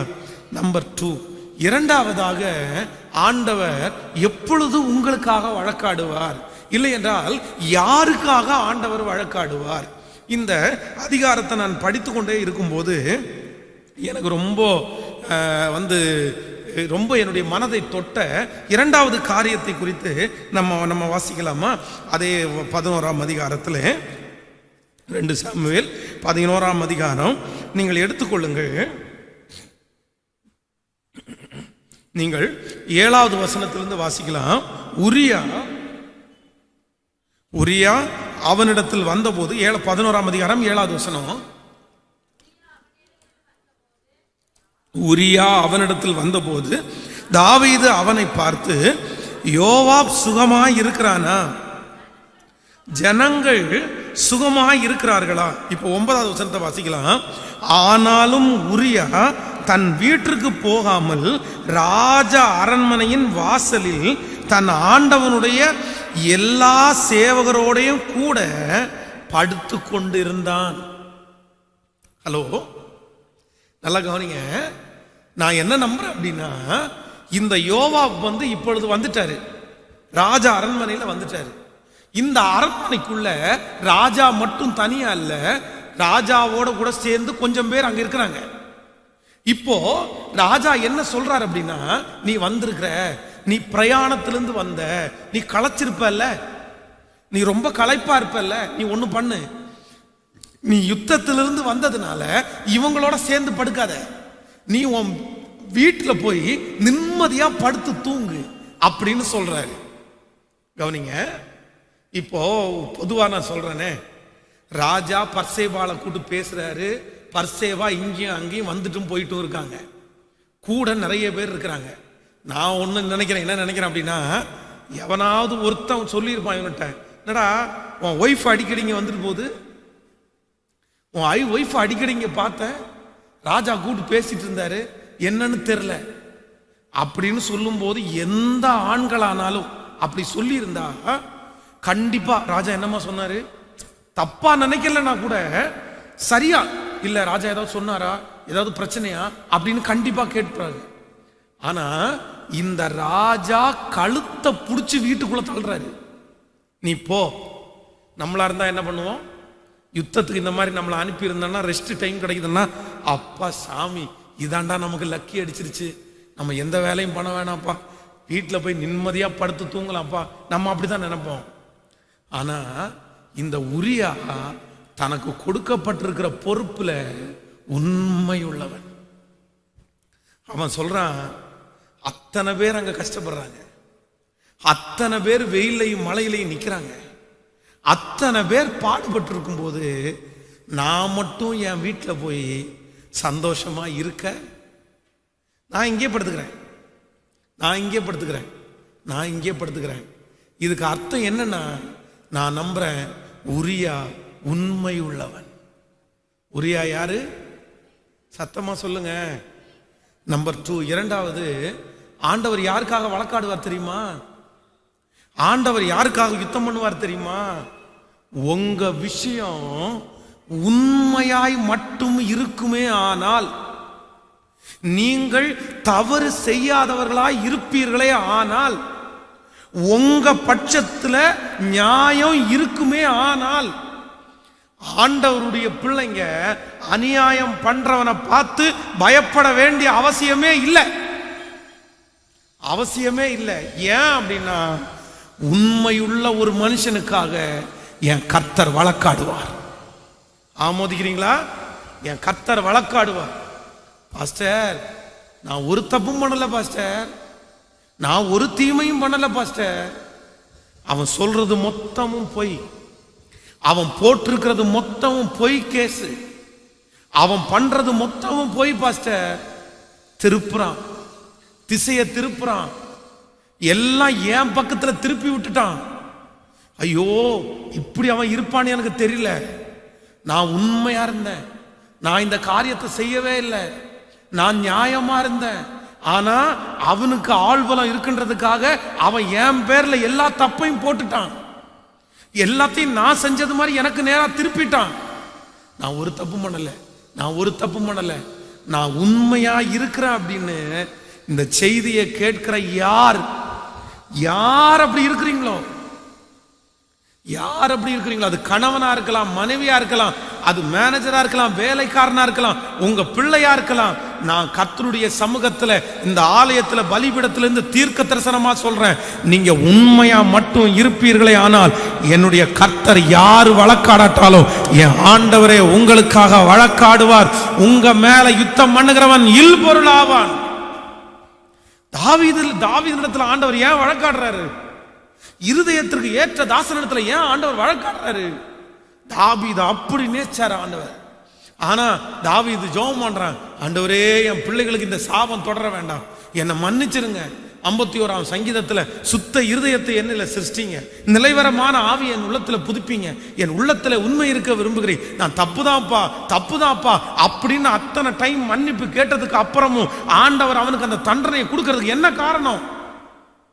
இதுக்கு முன்னாடி எத்தனையோ இடத்துல ஆண்டவர் அவனை காப்பாத்தி விட்டாரு, கர்த்தர் அவனை வழக்காடினாரு. ஆனா இந்த இடத்துல ஆண்டவரே தாவீதுக்கு விரோதமா ஏன் எழும்பி நின்னாரு? வேற எதுக்காகவும் இல்ல. டேய், நீ ஒரு பொய்க்காரனுக்கு விரோதமா பேசினா கூட நான் விட்டுருப்பேன்டா. ஒரு துன்மார்க்கனுக்கு ஒய்ஃப் பண்ணி அப்படி பண்ணியிருந்தா கூட சரி, ஒருவேளை உன்னை மன்னிச்சு விட்டுற, நீ மன்னிப்பு கேட்ட மன்னிச்சு விட்டுருப்பேன் நான். ஆனா உரியா யார் தெரியுமா? அவன் ஒரு நீதிமானுப்பா, அவன் உண்மை உள்ளவனப்பா. அவனுக்கு போய் இந்த துரோகத்தை உனக்கு பண்ண தெரிஞ்சிருச்ச. நீ உண்மையை மறைச்சிடலான்னு நினைச்ச, கேட்கறதுக்கு யாரும் இல்லைன்னு நினைச்ச, அவ்வளவுதான் நான் நியாயம் அப்படின்னு நினைச்ச. உண்மை உள்ளவனுடைய பட்சத்துல நான் எழும்பி நிற்பேன். இன்றைக்கு இந்த ஜெபத்துல இருக்கிற எல்லாரையும் தாழ்மையா கேட்கிறேன், நீங்க உண்மையா மட்டும் இருங்க, நீங்க உண்மையா மட்டும் இருங்க, நீங்க வேற எதை குறிச்சும் கவலைப்பட வேண்டாம். நீங்க பொய் சொல்லல, நீங்க திருடல, நீங்க கெட்ட வார்த்தை பேசல, நீங்க எதிர்த்து பேசல. அவங்க பட்சத்துல 1000 அவங்க சொல்லி எல்லாரையும் நம்ப வச்சாலும் உங்க அம்மா அப்பாவே அவங்க நம்ப வச்சுக்கலாம், சுற்றி இருக்கிற எல்லா சொந்தக்காரங்களையும் நம்ப வைக்கலாம். அதான் இன்னைக்கு கணவன் மனைவிக்கு நிறைய பேருக்கு பிரச்சனை வரும்போது, கணவன் கொஞ்சம் ஹெல்த்தா இருக்கிறாருன்னு வைங்களேன், கணவன் கொஞ்சம் வசதியா இருக்கிறாருன்னு வைங்களேன், மனைவி பேர்ல மொத்த தப்பையும் போட்டு இவர் நீதிமான் மாதிரி இருந்துருவார். மனைவி கொஞ்சம் ஹெல்த்தா இருக்கிறாங்கன்னு வைங்களேன், உடனே கணவன் பேர்ல எல்லா தப்பையும் போட்டுட்டு இவங்க நீதிமானா இருப்பாங்க. எல்லாருடைய பார்வைக்கும் கணவனார் தப்பா தெரிவார், எல்லாருடைய பார்வைக்கும் மனைவி தான் தப்பா தெரிவாங்க, எல்லாருடைய பார்வைக்கும் அவன் மட்டும்தான் தப்பா தெரிவான். ஏன் அப்படின்னா இவங்க உண்மையெல்லாம் அழகா பூசி மொழிகி அழகா ரெடி பண்ணிட்டாங்க. அது ஆண்டவரிடத்துல நடக்காது, அது ஆண்டவரிடத்துல நடக்காது. ஒரு நாள் வரும், எனக்கு தெரியும். இந்த செய்தியை கேட்கிற யாரோ ஒருத்தரிடத்துல ஆண்டவர் பேசிட்டு இருக்கிறாரு. இந்த செய்தியை கேட்கும் போது உன்னுடைய இருதயம் கலங்குது, உன்னுடைய இருதயம் அழுது, நீ கண்ணீர் விட்டு அழுற. பாஸ்டர், நான் உண்மை உள்ளவன், ஆனா என் பேர்ல தப்ப விதைச்சு இன்னைக்கு என்னை இப்படி உட்கார வச்சுட்டாங்க. நீ கவலைப்படாத மகளே, கவலைப்படாத மகனே, உனக்காக வழக்காடுகிற ஒரு இயேசு உண்டு, உனக்காக வழக்காடுகிற ஒரு ரட்சகர் உண்டு, உனக்காக என் தேவனாகிய கர்த்தர் அவர் வழக்காட போகிறார். அவர் வழக்காடும் போது பொய் நாவுகளை கர்த்தர் அறுப்பார், பொய் பேசுகிற நாவுகளை கர்த்தர் சங்காரமாக்கி உண்மையை பேசுகிற உன்னை நிலைநாட்டுவார், உண்மையை பேசுகிற உன்னை நிலைநிறுத்துவார். பொய் நாவு சங்கரிக்கப்படும். ஹல்லேலூயா, ஹல்லேலூயா. என் ஆண்டவர் நமக்காய் வழக்காடுகிறவர், என் ஆண்டவர் எனக்காய் வழக்காடுகிறவர், என் ஆண்டவர் எனக்காய் வழக்காடுகிறவர். ஸோ ஒன்று நினச்சிக்கோங்க, நீங்க கதையை பெரட்ட வேண்டாம். நான் பொய் சொன்னாதான் அவங்க எல்லாம் நம்புவாங்க. நீங்க ஏன் பொய் சொல்றீங்க? நீங்க ஏன் பொய் சொல்றீங்க? இல்லை நான் அப்படி பண்ணினாதான் அவங்க. நீ அப்படி செய்யவே செய்யாதீங்க, நீங்க உண்மையா மட்டும் இருங்க. அதான் முன்பு வாசித்தது போல யோசேப்பை குறித்து வேதத்துல நம்ம அதை ரொம்ப தெளிவா வாசிக்கிறோம். அவன் உண்மையா இருந்தான், ஆனா அவன் உண்மையா இருந்ததை அவங்க பிளஸ்ஸா எடுத்துட்டு அவனுக்காக கேட்கறதுக்கு யாரும் இல்லைன்றதுக்காக அவன் பேரிலே பொய் காமிச்சு அவனை குற்றவாளியாக நிறுத்தி அவனை அப்படி கொண்டு போய் சிறைச்சாலையில தள்ளுனாங்க. ஆனா கர்த்தர் சிறைச்சாலையிலே கர்த்தர் அவனோடு இருந்து அவனை ஆசீர்வதித்து அவனை அந்த இடத்திலே தலைவனாய் நிறுத்தினார்ல. உண்மையுள்ள மனுஷன் பரிபூரண ஆசீர்வாதங்களை பெறுவான். ஹல்லேலூயா. எத்தனை நாள் புரட்டுவாங்க, எத்தனை நாள் பிரட்டுவாங்க, எத்தனை நாள் விரோதமாக எழும்புவாங்க. ரொம்ப நாள் செய்ய முடியாது, ரொம்ப நாள் செய்யவும் மாட்டாங்க. என்னைக்காவது ஒரு நாள் உண்மை வெளியே வரும். ஆமென் சொல்லுங்க. ஒரு நாள் உண்மை வெளியே வரும். அன்னைக்கு கர்த்தர் நீங்க நீதிமான்கள் என்கிறதை கர்த்தர் நிரூபிப்பார். உங்க பொண்ணு நீதிமான் என்கிறதை நிரூபிப்பார். உங்க பையன் நீதிமான்கிறத கர்த்தர் நிரூபிப்பார். வெளியரங்கப்படாத மறைபொருள் இல்லை, வெளியரங்கப்படாத மறைபொருள் இல்லை. நான் உண்மையாய் அதான் சுத்தமுள்ள கையோட தான் ஆண்டவரை நான் அதை செஞ்சேன். சுத்தமுள்ள கையோட தான் ஆண்டவரை நான் செஞ்சேன். அவங்க பட்சத்துல கர்த்தர் துணையாய் நிற்கிறவர், கர்த்தர் துணையாய் நிற்கிறவர். எத்தனை பேர் ஆமோதிக்கிறீங்க? ஹல்லேலூயா. கைகளை உயர்த்தி ஒரு ஹல்லேலூயா கையை மேல உயர்த்தி சொல்லுங்க. எனக்காக வழக்காடுகிற தேவன். சொல்லுங்க, எனக்காக வழக்காடுகிற ஒரு தேவன். எல்லாரும் சத்தத்தை உயர்த்தி சொல்லுங்க. நான் உண்மையா இருக்கும்போது எனக்காக வழக்காடுகிற ஒரு நல்ல தெய்வம். சொல்லுங்க சத்தத்தை உயர்த்தி. எனக்காக ஒவ்வொருத்தரும் வீடுகளில் உட்கார்ந்து கூட சொல்லுங்க, ஆண்டவரே எனக்காக வழக்காடுகிற தெய்வம். அறிக்கை செய்யுங்க, அறிக்கை செய்யுங்க. நான் உண்மையா இருக்கும்போது எனக்காக வழக்காடுகிற ஒரு தெய்வம். ஹல்லேலூயா. ஆமென். 2009 வருடம் 2009 2009 வருடம் ஒரு பெரிய கன்வென்ஷன் கூட்டம் ஒழுங்கு செய்திருந்தோம். அந்த கூட்டத்திற்கு தேவ செய்தி கொடுக்கறதற்காக பாஸ்டர் வெஸ்லி ஐயாவை அழைச்சிருந்தோம். அப்போ ரொம்ப சின்ன சர்ச், ஒரு 150-200 பேர் தான் அந்த சர்ச்சில் பிலிவராக இருப்பாங்க. சர்ச்சில் இருக்கிற ஒரு முக்கியமான ஒருத்தரை கூப்பிட்டுட்டு, அன்னைக்கு நான் தான் போஸ்ட் ஒட்டுவேன், நான் தான் நோட்டீஸ் கொடுப்பேன், நான் தான் சேர் போடுவேன். அன்னைக்கு வாலிபர்கள் எல்லாம் திருச்சபையில் இல்லை, ரொம்ப குறைவாக இருந்தாங்க. உடனே நான் என்ன பண்ணிட்டேன் அப்படின்னா, 2-3 ஃப்ளெக்ஸ் அடித்து ஒவ்வொரு ஃப்ளெக்ஸையும் ஒவ்வொரு இடத்துல கொண்டு கட்டிட்டேன். அதில் ஒரு ஃப்ளெக்ஸை சிவானந்த காலனியில் இருக்கிற இடத்துல அந்த கார்னரில் அந்த பக்கத்தில் இருக்கிற ஒரு பூ கட்டுற அம்மா இடத்துல சேரை வாங்கிட்டு, நைட்டு ஒரு 8 மணி இருக்கும், இருட்டாக இருந்துச்சு. நாம் போய் ஒரு இடத்துல அந்த குப்பைக்குள்ளே இறங்கி நான் ஒரு பக்கத்தில் கட்டுறேன், இன்னொரு பக்கத்தில் இன்னொரு பிரதர் கட்டுறாரு. ஆனால் நான் கட்டிட்டு நாங்கள் வந்துட்டோம். அடுத்த நாள் காலையில் பார்த்தீங்க அப்படின்னா ஒரு 7:30 மணிக்கு போலீஸ் ஸ்டேஷன்லேருந்து கூப்பிடுறாங்க, இங்கே வாங்க, அவசரமாக வாங்க, இந்த மாதிரி நீங்கள் ஒரு பேனரை கட்டியிருக்கிறீங்க, ஃபாதர் நீங்கள் தானே, உங்கள் பேனரை போய் இன்னொருத்தருடைய கொடி கம்பத்தில் கட்டியிருக்கீங்க, அந்த கொடியை அறுத்து போட்டிருக்கீங்க, நீங்கள் இம்மிடியட்டாக வரணும் அப்படின்னாங்க. நான் உடனே பயப்பட்டு வண்டியை எடுத்துகிட்டு போகிறேன். போனால் அந்த கொடி நான் கட்டின ஃப்ளெக்ஸ் கட்டின இடத்துல ஒரு 200 போலீஸ் நின்றுருக்குறாங்க கூட்டமாக. ஃபோட்டோ எடுக்கிறாங்க, பேப்பர் ஆடு கொடுக்குற ஆள் வந்துட்டாங்க. நான் உள்ளே போயிட்டே இருக்கிறேன். ஒருத்தர் ஃபோன் பண்ணி சொல்கிறார், நீங்கள் இங்கே வராதிங்க, வந்தால் அடிச்சிருவாங்க, நீங்கள் போலீஸ் ஸ்டேஷனுக்கு வந்துடுங்க. சாயந்தரம் போலீஸ் ஸ்டேஷனுக்கு போய் பார்த்தா தான் தெரியுது, அங்கே நான் கட்டின அந்த பேனரை வச்சு ஒரு எஃப்ஐஆர் ஃபைல் பண்ணிட்டாங்க. என்ன ஃபைல் பண்ணியிருக்காங்கன்னா, நைட்டோடு நைட்டாக நான் போய் அவங்களுடைய கொடியை அறுத்து கீழே போட்டுட்டு நம்முடைய சர்ச்சினுடைய பேனரை கட்டின அப்படின்னு கம்ப்ளைண்ட் ஃபைல் பண்ணிட்டாங்க. நான் சொல்கிறேன், சார் நான் அப்படியெல்லாம் பண்ணவே இல்லை சார், நான் போய் ஒரு பக்கத்தில் கயிறு தான் சார் கட்டினேன், என்னவா பண்ணுறது, அத்தனை பேர் சேர்ந்து கம்ப்ளைண்ட் கொடுத்துருக்கிறாரே, நீ ஒருத்தன் நிற்கிற. ஆனால் அவங்க கம்ப்ளைண்ட் கொடுத்தவங்க 100கணக்கான பேர் எல்லாரும் கூடுனாங்க. அப்படி மாலை மலர் தூக்கி முன்னாடி போடுறாரு. மாலை மலருடைய ஹெட்டிங் செய்தி என்ன தெரியுமா, அவங்களுடைய அந்த டீமினுடைய பேரை போட்டு இந்த கொடியை அறுத்து கீழே போட்டுட்டு ஒரு மதத்தில் இருக்கிறவங்க இந்த கொடியை அவங்களுடைய கட்டிட்டாங்கன்னா அதில் பெரிய பேப்பர்ல எல்லாம் ஆடு போட்டோவோட வருது, தூக்கி போடுறாரு. நான் என்னப்பா பண்ண முடியும் சார்? உண்மை இது இல்லை சார், உண்மை இது இல்லைன்னு நீ சொன்னா நம்ப முடியுமா? என்ன பண்ணணும்? கோர்ட்ல ஃபைல் பண்ணிட்டாங்க, எஃப்ஐஆர் போட்டுட்டாங்க, நீ கோர்ட்ல போய் தான் அதை டீல் பண்ணிக்கணும் அப்படின்னாங்க. எனக்கா கோர்ட்டு போலீஸ் எதுவுமே பழக்கம் இல்லை. இப்போ இருந்த மாதிரி சர்ச்சு பெரிய சர்ச்சா இருந்திருந்தா கூட 10 லீடர்ஸை கூட்டு வாங்க பிரதர் போகலாம், பிறகு என்ன பிரச்சனை பார்த்துக்கலாம் அப்படின்னு சொல்லி கூட்டு போவோம். அன்னைக்கு கூட்டிட்டு போறது கூட யாருமே இல்லை. அன்னைக்கு தனி ஒரு ஆளா கோர்ட்டுக்கு உள்ள போறேன். ஆனா ஆண்டவர் பெரியவர்.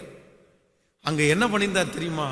கோர்ட்ல எனக்காக ஒருத்தரை கர்த்தர் அங்க வச்சிருந்தார்.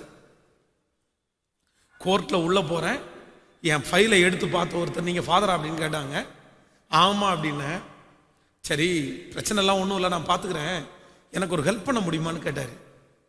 சார் உங்களுக்கு நான் என்ன ஹெல்ப் பண்ணணும் சொல்லுங்க சார் அப்படின்னாங்க. இல்லை என் ஒய்ஃபுக்கு நாளைக்கு ஆப்ரேஷன், அவங்களுக்கு ஒரு மேஜர் ஆப்ரேஷன், இந்த ஆப்ரேஷன்ல அவங்க மறிச்சிருவாங்க அப்படின்னு சொல்லி டாக்டர் சொல்றாங்க, பிழைக்கிறது ரொம்ப கடினம்ன்றாங்க. நீங்க ஒரு ப்ரேயர் பண்ணீங்க அப்படின்னா என் மனைவிக்கு ஆப்ரேஷன் சக்சஸ்ஃபுல்லா நடக்கும்னு நான் நம்புறேன்னாரு. அதே இடத்துல அவருடைய கையை பிடிச்சி ஜெபம் பண்ணிட்டேன். ஜெபம் பண்ணி 3 நாள் தாண்டி அவர் கால் பண்றாரு, ஃபாதர் ஆப்ரேஷன் வெற்றியா நடந்துருச்சு, என் மனைவி கண்ணை முழிச்சிட்டாங்க, கர்த்தர் உங்க ஆண்டவர் என் மனைவியை விடுதலை ஆக்கிட்டாரு. அடுத்த வாய்தாவுக்கு நான் உள்ள போறேன், கோர்ட்டுக்குள்ள போறேன். அவர் சொல்றாரு, நீங்க ஒண்ணுமே சொல்ல வேண்டாம், நீங்க கூண்டுல போய் நில்லுங்க, மற்றது எல்லாத்தையுமே ஜட்ஜிட்ட நான் பேசிட்டேன், ஜட்ஜி கேட்கறதுக்கு மட்டும் பதில் மட்டும் சொல்லுங்க. நான் கூண்டுக்குள்ள போய் நிக்கிறேன், என்ன கேட்க போறாங்களோ அப்படின்னு. அந்த கூண்டுக்குள்ள போய் நிற்கும் போது ஜட்ஜ் அங்கிருந்து கேட்கிறாரு, உங்க பேர் என்னன்னு கேட்டாரு. நான் உடனே சொன்னேன், என் பேர் பென்ஸ் அப்படின்னு. நீங்க என்ன பண்ணிட்டு இருக்கீங்கன்னு கேட்டேன். சர்ச்சில் பாஸ்டரா இருக்கிறேன்னு சொன்னேன். சொன்ன உடனே சரி ஓகே நீங்க போங்க அப்படின்னாரு. அவ்வளவுதான். வெறும் 700 ரூபாய், 700 ருபீஸ். அந்த 700 ருபீஸையும் நான் கொடுத்துட்றேன்னு அவரு. அந்த 700 ரூபாய் நான் கட்டிடுறேன், நீங்க ஏன் கட்டுறீங்க, என் மனைவிக்கு இவ்வளவு பெரிய அற்புதத்தை ஆண்டவர் செஞ்சிருக்கிறாரு. ஸோ அப்படின்னு அந்த பிரச்சனை ஒண்ணுமே இல்லாம, ஏன் அப்படின்னா நம்ம பேர்ல உண்மை இருக்குமே ஆனால், நம்ம நியாயமா இருப்போமே ஆனால், நம்ம பேர்ல எந்த தப்பும் இல்லை அப்படின்னா அந்த இடத்துல நமக்காக வழக்காடுறதுக்கு இயேசு அங்க வந்து நிற்பாரு. யாரும் சொல்ல வேண்டிய அவசியம் கூட இல்லை, கூப்பிட வேண்டிய அவசியம் கூட இல்லை. நியாயம் உள்ளவர்கள், உண்மை உள்ளவர்கள் பட்சத்துல கர்த்தர் வந்து நிற்பாரு, கர்த்தர் வந்து நிற்பாரு. ஸோ அதனால நான் என்ன யோசிக்கிறேன் அப்படின்னா, ஆண்டவர் உங்களுக்காக வழக்காடணுமா, ஆண்டவர் உங்களுக்காக யுத்தம் பண்ணணுமா, நீங்க உண்மையா மட்டும் இருங்க, நீங்க உண்மையா மட்டும் இருங்க. உள்ளதை உள்ளதுன்னு சொல்லுங்க, இல்லாததை இல்லாததுன்னு சொல்லுங்க, மற்றதை அவர் பார்த்துக்குவாரு. ஹல்லேலூயா, ஆமென். இந்த வசனத்தை படிக்கும்போது எனக்கு இந்த உரியா மேல ரொம்ப பாவமா இருந்துச்சு. நானே இவ்வளவு இறக்கப்படுறேன்னா கர்த்தர் இறங்க மாட்டாரு. தாவீதுக்கு ஒரு தண்டனை கொடுக்கும் போது ஆட்களை எண்ணுனா அப்படின்ற ஒரு தப்புக்காக தண்டனை கொடுக்க போறாரு. உடனே தாவீது வந்து ஆண்டவரே இதை செய்யாதீங்கன்னு சொன்ன உடனே அவன்கிட்டே போய் கேட்டுட்டு இருக்கிறாரு. சரி சரி சரி நான் உன்னை தண்டிக்கல, 3 தண்டனையை முன்னாடி வைக்கிறேன், எதையாவது ஒன்ன செலக்ட் பண்ணிக்கோன்றாரு. அவ்வளவு டீப்பா தாவீதோட இருந்தவர். தண்டனையை கொடுக்கறத கூட அவன்கிட்ட கேட்டு கொடுத்த ஆண்டவர். அதுவும் அந்த 3 தண்டனையும் அவனுக்கு கிடையாது, ஜனங்களுக்கு தான் ஆண்டவர் கொடுக்குறாரு. அப்படி நேசிச்சவரு இந்த விஷயத்துல மட்டும் தாவீதினிடத்துல நோ டிஸ்கஷன். ஆண்டவர் டிஸ்கஷனே பண்ணல, ஏன் இப்படி பண்ணுனேன்னு கூட கேட்கல, டைரக்டா தண்டனை மட்டும்தான் கொடுத்தாரு. என்ன பண்ணிட்டு இருக்கிற? ஏன் அப்படின்னா உரியா உண்மை உள்ளவனப்பா, உரியா வேலையில உண்மை உள்ளவன். அவ்வளவு சொல்லி கூட அவன் வீட்டுக்கு போனானடா. அத்தனை பேரும் பாடுபடும் போது நான் ஏன் வீட்டுக்கு போகணும் தானே கேட்டான். அவன் ஒரு நிமிஷம் கூட உன்னை தப்பா நினைக்கலையே, ஒரு நிமிஷம் கூட உன்னை தப்பா நினைக்கலையே. ஹல்லேலூயா. ஸோ அவனை தான் கர்த்தர் நோக்கி பார்த்தார். அதனால ஆண்டவர் உங்களுக்காக வழக்காடுவார். கர்த்தர் இன்னைக்கு வாக்கு கொடுக்கிறார், நான் உனக்காக வழக்காடுவேன். எப்போ தெரியுமா? நீங்க உண்மையா இருந்தா கர்த்தர் உங்களுக்காக வழக்காடுவார். நம்பர் 3, 3வது ஒரு காரியத்தை வேகமா உங்களுக்கு சொல்லி உங்களுக்காக ஜெபிக்க போறேன். இந்த 3வது, ஆண்டவர் இந்த உரியாவுக்காக ஏன் வழக்காடினார், தாவீதினிடத்துல ஏன் வழக்காடினார் அப்படின்னு நான் வேதத்தில் வாசிக்கும் போது, நீங்கள் 11ஆம் அதிகாரத்தை எடுத்துக்கொள்ளுங்க. 11ஆம் அதிகாரம் வாசிக்கும் போது நம்ம 11ஆம் அதிகாரத்தை வாசிக்கலாம். 17வது வசனத்தை வாசிக்கலாமா? இல்ல 14 வாசிக்கலாம். காலமே தாவீது யோவாபுக்கு ஒரு நிருபத்தை எழுதி உரியாவின் கையில் கொடுத்து அனுப்பினான். அந்த நிருபத்திலே மூரமாய் நடக்கிற போர் முகத்திலே நீங்கள் உரியாவை நிறுத்தி அவன் வெட்டுண்டு சாகும்படி அவனை விட்டு பின்வாங்குங்கள் என்று எழுதியிருந்தது. ஹலோ, கவனிங்க ஒரு நிமிஷம் எல்லாரும். என்ன, ஒருத்தனுடைய கையில ஒரு லெட்டர் கொடுக்கப்படுது. அது ஓலை சுருள் மாதிரி. அதுல என்ன எழுதப்பட்டிருக்கு அப்படின்னா, யாருடைய கையில லெட்டர் கொடுக்கப்பட்டிருக்கிறதோ அந்த மனுஷனை, உரியாவை யுத்தம் மும்முரமா நடக்கும்போது அவனை என்ன பண்ணுங்க, முன்னாடி விட்டுட்டு நீங்க என்ன பண்ணிருங்க, பின்வாங்குங்க. தன்னை கொல்றதற்காக தான் கையில எழுத கொடுக்கப்பட்டிருக்கிற லெட்டரை பிரிச்சு படிச்சு பார்க்கணுன்ற ஒரு எண்ணம் கூட உரியாவுக்கு என்ன பண்ணல, வரவே இல்லை. எனக்கு ரொம்ப கஷ்டமா இருந்துச்சு. நீங்க வாசிங்க அடுத்து. அப்படியே யோவாப் அந்த பட்டணத்தை சூழ காவல் போட்டிருக்கையில் பராக்கிரமசாலிகள் இருக்கிறார்கள் என்று தான் அறிந்த இடத்தில் உரியாவை நிறுத்தினான். ஹலோ, உரியா ஒரு சாதாரணமான ஒரு ஆள். உரியா சாதாரணமான ஒரு சேவகன். இவன் அவ்வளவு பெரிய பராக்கிரமசாலி அல்ல. யுத்தத்தில் எப்பொழுதுமே முன்னாடி நிறுத்துறவங்களை பெரிய பெரிய ஆட்கள் எல்லாம் நிறுத்துவாங்க. ஃபர்ஸ்ட் நல்ல யுத்தம் பண்றவங்களை நிறுத்திட்டு அப்படியே படிப்படியா குறையும். ஆனா இவன் ஒரு 4வது 5வது கேட்டகரியில நிற்கக்கூடியவன். இப்போ 4வது 5வது கேட்டகரியில இருக்கிற ஒரு ஆளை, ஊர்ல இருந்து இப்ப வந்த ஆளு, இங்க என்ன நடந்துச்சு, எவ்வளவு பெரிய பிரச்சனை நடந்துச்சு எதுவுமே அவனுக்கு தெரியாது. அவனை தூக்கி முன்னாடி போட்டா அவனால கண்டிப்பா யுத்தத்துல எதுவும் பண்ண முடியாது, அது எல்லாருக்குமே தெரியும். ஆனா இவனை தூக்கி பராக்கிரமசாலிகள் இருக்கிறார் என்று தெரிந்து அந்த இடத்துல யோவாப் தூக்கி போடுறாரு. ஏற்கனவே யோவாபுக்கு தாவீதின் மேல காண்டு இருக்குது. தாவீத அந்த அளவுக்கு பிடிக்காது. ராஜான்றதுக்காக மட்டும்தான் யோவாப்பு தாவீதோட இருக்கிறாரே தவிர யோவாப்புக்கு தாவீதின் மேல ஒரு பொறாமை இருந்துட்டே இருக்குது. கண்டிப்பா லெட்டரை ஒளிச்சு வாசிச்சிருக்க மாட்டாரு, நேருக்கு தான் வாசிப்பாரு. லெட்டரை படிச்சு பார்த்த உடனே யோவாபுனுடைய கேரக்டர் அப்படியே சேஞ்ச் ஆகுது. நம்மளா இருந்தா என்ன பண்ணுவோம்னா, அந்த இடத்துக்கு நான் போக மாட்டேன், ஏன்னா அந்த இடத்துல பராக்கிரமசாலிகள் இருக்கிறாங்க, என்ன போடாதீங்க. ஆனா இந்த உரியாவின் இடத்துல நான் என்ன கண்டுபிடிச்சேன் அப்படின்னா, இவன் யோவாப் சொன்னதற்கு தாழ்ந்து போனான். இங்க மட்டும் இல்ல, தாவீது அவ்வளவு பெரிய தப்ப பண்ணிட்டு வீட்டுக்கு போன்னு துரத்துனதுக்கு அப்புறம் கூட தாவீதை பார்த்து என்ன சொல்றான் தெரியுமா? என் ஆண்டவன். கவனிங்க, உங்களுக்கு விரோதமாய் மனிதர்கள் வழக்காடும் போது, உங்களுக்கு விரோதமாய் மனிதர்கள் யுத்தம் பண்ணும் போது நீங்க தாழ்ந்து மட்டும் போயிட்டீங்க, கர்த்தர் சும்மாவே இருக்க மாட்டார்.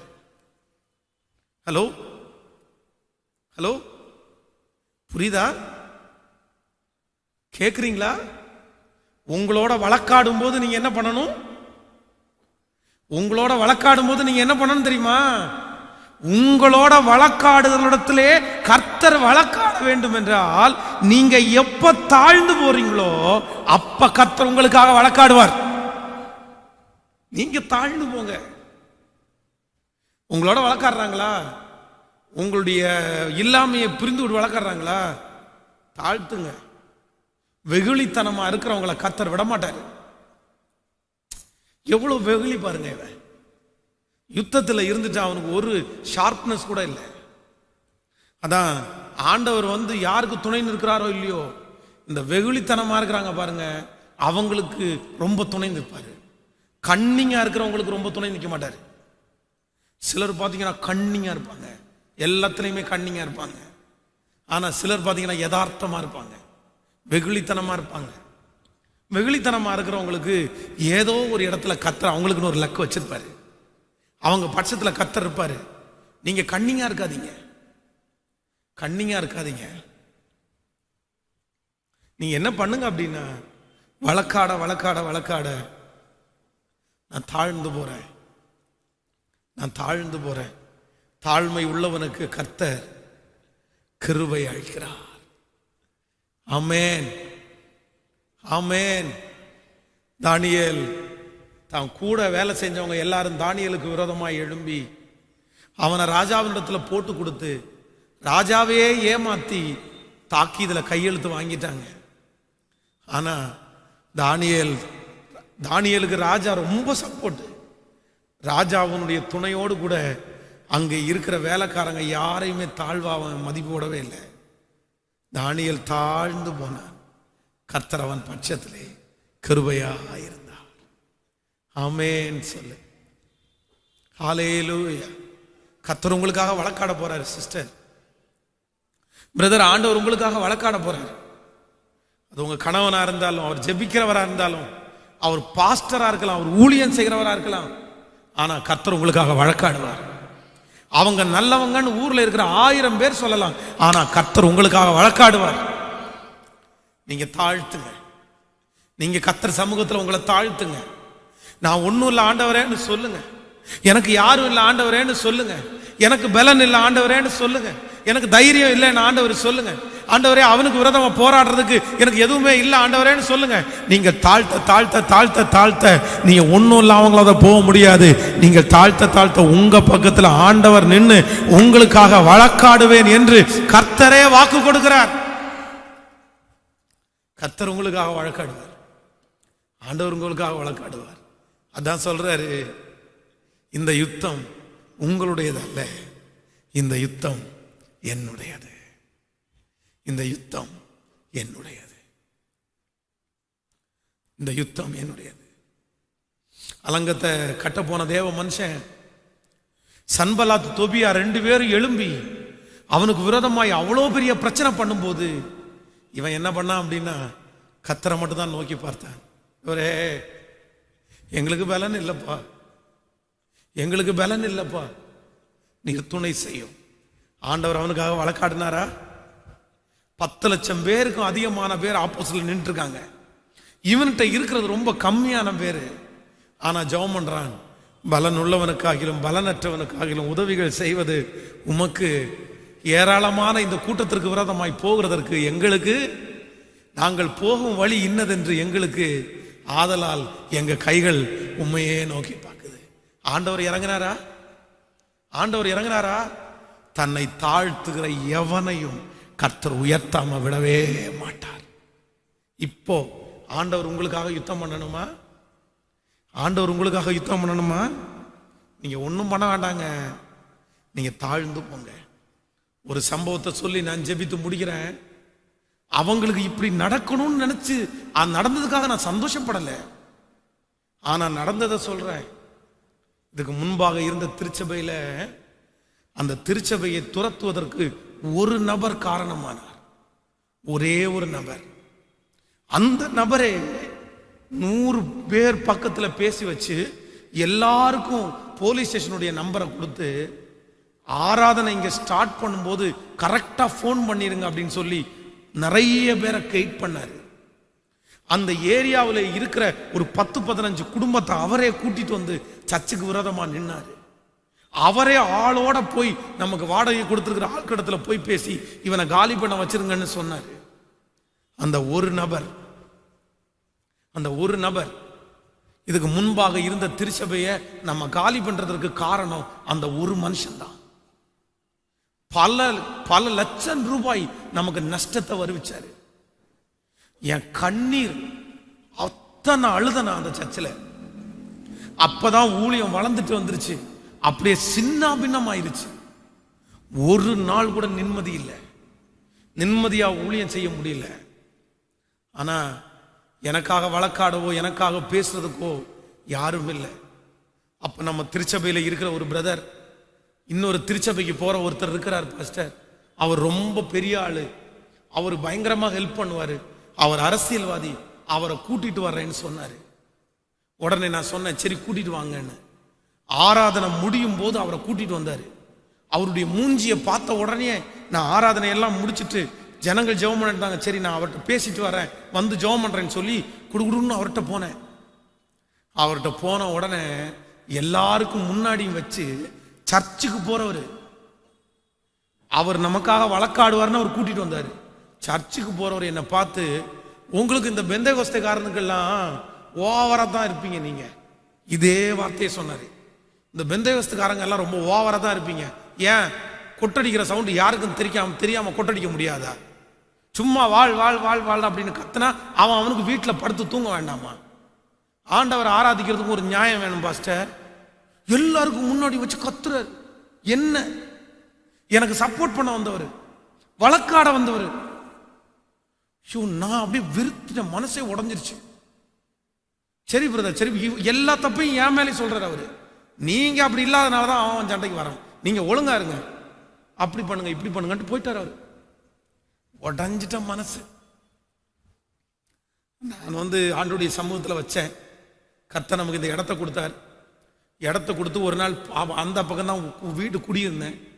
இந்த சர்ச்சை 5 மணி ஜெபம் முடிச்சுட்டு போகும்போது அந்த பிரச்சனை பண்ணின அந்த நபர், இந்த ரயில்வே கேட்டு அப்போ இருந்துச்சு, அந்த ரயில்வே கேட்டில் அவர் நின்றுட்டு இருந்தார்.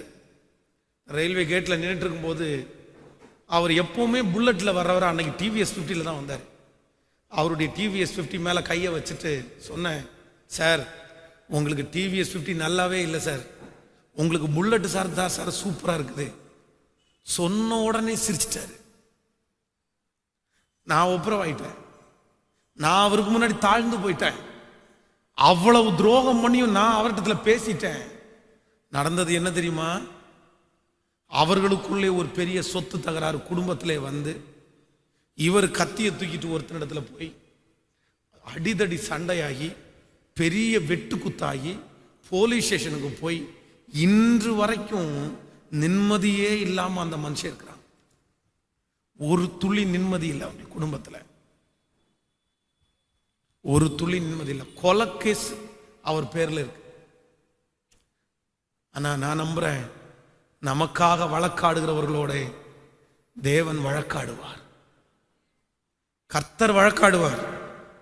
எப்ப தெரியுமா?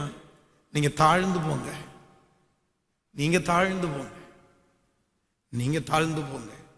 அவன் திட்டுறானா, சரிப்பா இனி வராம பாத்துக்கிறேன்ப்பா. அவன் கெட்ட வார்த்தையில பேசுறானா, சரிப்பா பாத்துக்கிறேன்ப்பா. அந்த குணம் நமக்கு அவ்வளவு சீக்கிரமா வராது. ஆனா நம்ம பழகி கொண்டால் நமக்காக கர்த்தரே இறங்கி வந்து நிற்பார். ஹல்லேலூயா. சந்தோஷமா நமக்காக கர்த்தர் வழக்காடுவார். நீர் என் வழக்காடிகளோடையே வழக்காடி என்னோடு யுத்தம் பண்ணுகிறவர்களோட நீர் எனக்காக யுத்தம் பண்ணும். எல்லாரும் அப்படியே எழும்பி நில்லுங்கள், உங்களுடைய வீடுகளில் எழும்பி நில்லுங்கள். ராஜா நல்லவர், தேவன் நல்லவர். அடுத்த ஆராதனைக்கு நம்ம போறதுக்குள்ள இந்த ஆராதனையில ஒப்பு கொடுத்து என் கூட பேசினதற்காக நன்றி ஆண்டவரே. கைகள் அப்படியே மேல உயர்த்தி சொல்லுங்க, ஆண்டவரே என் கூட பேசினதற்காக நன்றி ஆண்டவரே. பிரதர், ஆண்டவர் உங்களுக்காக வழக்காடுவார். பிரதர், சிஸ்டர், ஆண்டவர் உங்களுக்காக வழக்காடுவார். சிஸ்டர், வெகு சீக்கிரத்தில் இது நடக்கும், வெகு சீக்கிரத்தில் இது நடக்கும், வெகு சீக்கிரத்தில் இது நடக்கும், வெகு சீக்கிரத்தில் இது நடக்கும். ஆண்டவர் உங்களுக்காக வழக்காடுகிறத நீங்க பாப்பீங்க. உங்களுக்காக யாருமே இல்லைல்ல, உங்களுக்காக யாருமே இல்லையா, உங்களுக்காக யாருமே இல்லையா, என் பட்சத்துல பேசுறதுக்கு யாருமே இல்லைன்னு நினைக்கிறீங்களா? எனக்காக யார் பாஸ்டர் யுத்தம் பண்ணுவா? எல்லாரும் என்ன கைவிட்டாங்க, என் பிள்ளைய எல்லாரும் கைவிட்டாங்க. நான் எதையாவது போய் அவங்களுக்கு சொன்னா கூட என் பேர்ல தான் அவங்க குற்றம் சொல்லுவாங்க. நீதான் நல்லவா இல்ல, நீதான் நல்லவன் இல்ல. நான் சொன்னா கூட நம்ப மாட்டாங்க பாஸ்டர், நான் சொன்னா கூட நம்ப மாட்டாங்க பாஸ்டர், நான் சொன்னா கூட நம்ப மாட்டாங்க பாஸ்டர். எல்லாரும் என்னதான் குற்றப்படுத்துவாங்க, எல்லாரும் என்னதான் பேசுவாங்க. எங்க அம்மா அப்பாவே எனக்கு விரோதமா தான் பேசுவாங்க. ஆனா கர்த்தர் இன்னைக்கு உங்களோட கூட இருக்கிறார். கர்த்தர் தான் உங்களுக்கு வாக்கு கொடுக்கிறார். நான் உனக்காக வழக்காடுவேன், நான் உனக்காக வழக்காடுவேன். ஹல்லேலூயா, ஹல்லேலூயா. சொல்லுங்க, அப்பாவுக்கு நன்றி சொல்லுங்க, நன்றி சொல்லுங்க, சொல்லுங்க. ஆண்டவரை பார்த்து நன்றி சொல்லுங்க. ஆண்டவரே, இந்த வார்த்தை எனக்கு நிறைவேற்ற போகிறதற்காக ஸ்தோத்திரம்னு சொல்லுங்க. ஹல்லேலூயா. எனக்காக வழக்காடுகிறவர், எனக்காக வழக்காடுகிறவர், எனக்காக வழக்காடுகிறவர். நம்புற ஆண்டவரே, எனக்காக நீர் வழக்காடுகிறதற்காக ஸ்தோத்திரம், ஸ்தோத்திரம், ஸ்தோத்திரம், ஸ்தோத்திரம், ஸ்தோத்திரம், ஸ்தோத்திரம். நான் நம்புற ஆண்டவரே, நம்புறேன், நம்புறேன், நம்புறேன்.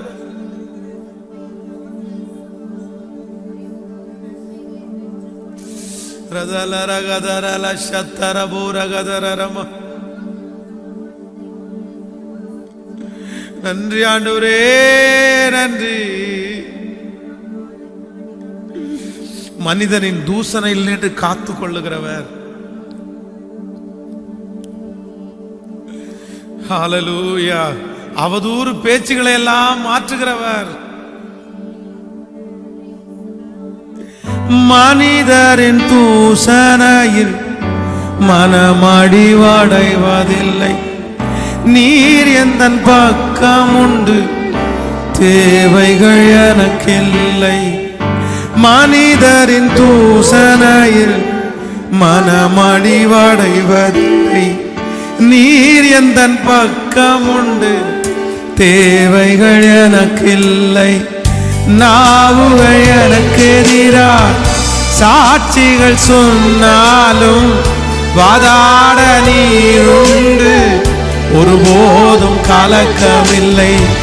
நாவுகள் எனக்கு எதிராய் சாட்சிகள் சொன்னாலும் வாதாட நீர் உண்டு, ரெண்டு கைய மேல உயர்த்தி, நீங்க தாப்பா எங்க நம்பிக்கை, உண்மையன்றி வேறு துணை. எல்லாருடைய கைய மேல உயர்த்தி, நீங்க எஸ் எனக்காக வழக்காடுகிற இந்த வசனத்தை 100% நம்பி எனக்காக செய்கிறவர். திரும்ப திரும்ப நீங்க தாப்பா என் நம்பிக்கை, உண்மையன்றி வேறு துணை இல்லை. கலங்கின நேரங்களில் கைதூக்கி எடுத்தவரே, கண்ணீரின் பள்ளத்தாக்கில் என்னோடு இருப்பவரே. கலங்கின நேரங்களில் கைதூக்கி எடுப்பவரே, கண்ணீரின் பள்ளத்தாக்கில் என்னோடு இருப்பவரே. உறவுகள் மறந்தாலும் நீர் என்னை மறப்பதில்லை. காலங்கள் மாறினாலும் கயிர் இன்னும் மாறவில்லை.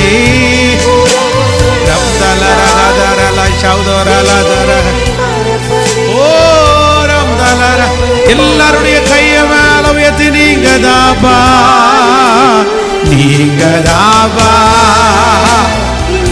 ஓ ரதலரகதரல ஷௌகோரமா, நீங்க தாபா,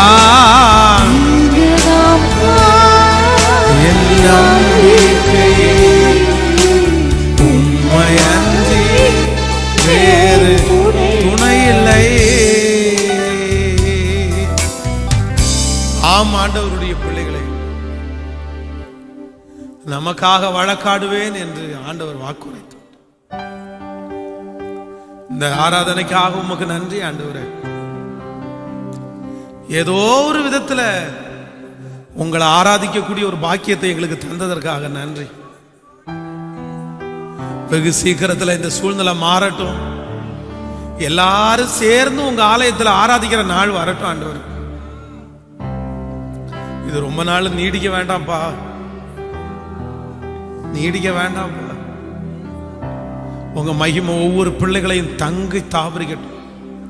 அவர்களுடைய வீடுகளில் இயேசுவின் ரத்தத்தின் மகிமை வெளிப்படட்டும் ஆண்டவரே. இந்த உலகத்தில் இருக்கிற அந்த நோய் தொற்று எங்க பிள்ளைகளை தொட வேணாம். பலவீனப்பட்டிருக்கிற பிள்ளைகள் ஒவ்வொருத்தருக்கும் வெகு சீக்கிரத்தில் அற்புதம் செய்யும் ஆண்டவரே. பெரிய சாட்சியா நிறுத்தும். நீர் கூட இரும். அடுத்த ஆராதனையை கர்த்தர் எங்களுக்கு ஆசீர்வாதமாக்கி தாரும். உங்க மகிமை தாங்கட்டும். இயேசுவின் மூலம் ஜெபம் எடுக்கிறோம் நல்ல பிதாவே. என் ஆத்துமாவே கர்த்தரை ஸ்தோத்திரி, என் முழுவலுமே பரிசுத்த நாமத்தை ஸ்தோத்திரி. என் ஆத்துமாவே கர்த்தரை ஸ்தோத்திரி. கர்த்தர் செய்த சகல உபகாரங்களையும் மறவாதே. நம்முடைய ஆண்டவராகிய இயேசு கிறிஸ்துவின் கிருபை, பிதாவாகிய தேவனுடைய அன்பு, பரிசுத்த ஆவியானவருடைய அந்யோன்ய ஐக்கியம் இன்றும் என்றும் சதா காலம் கூட இருப்பதாக. ஹல்லேலூயா, ஹல்லேலூயா. God bless you.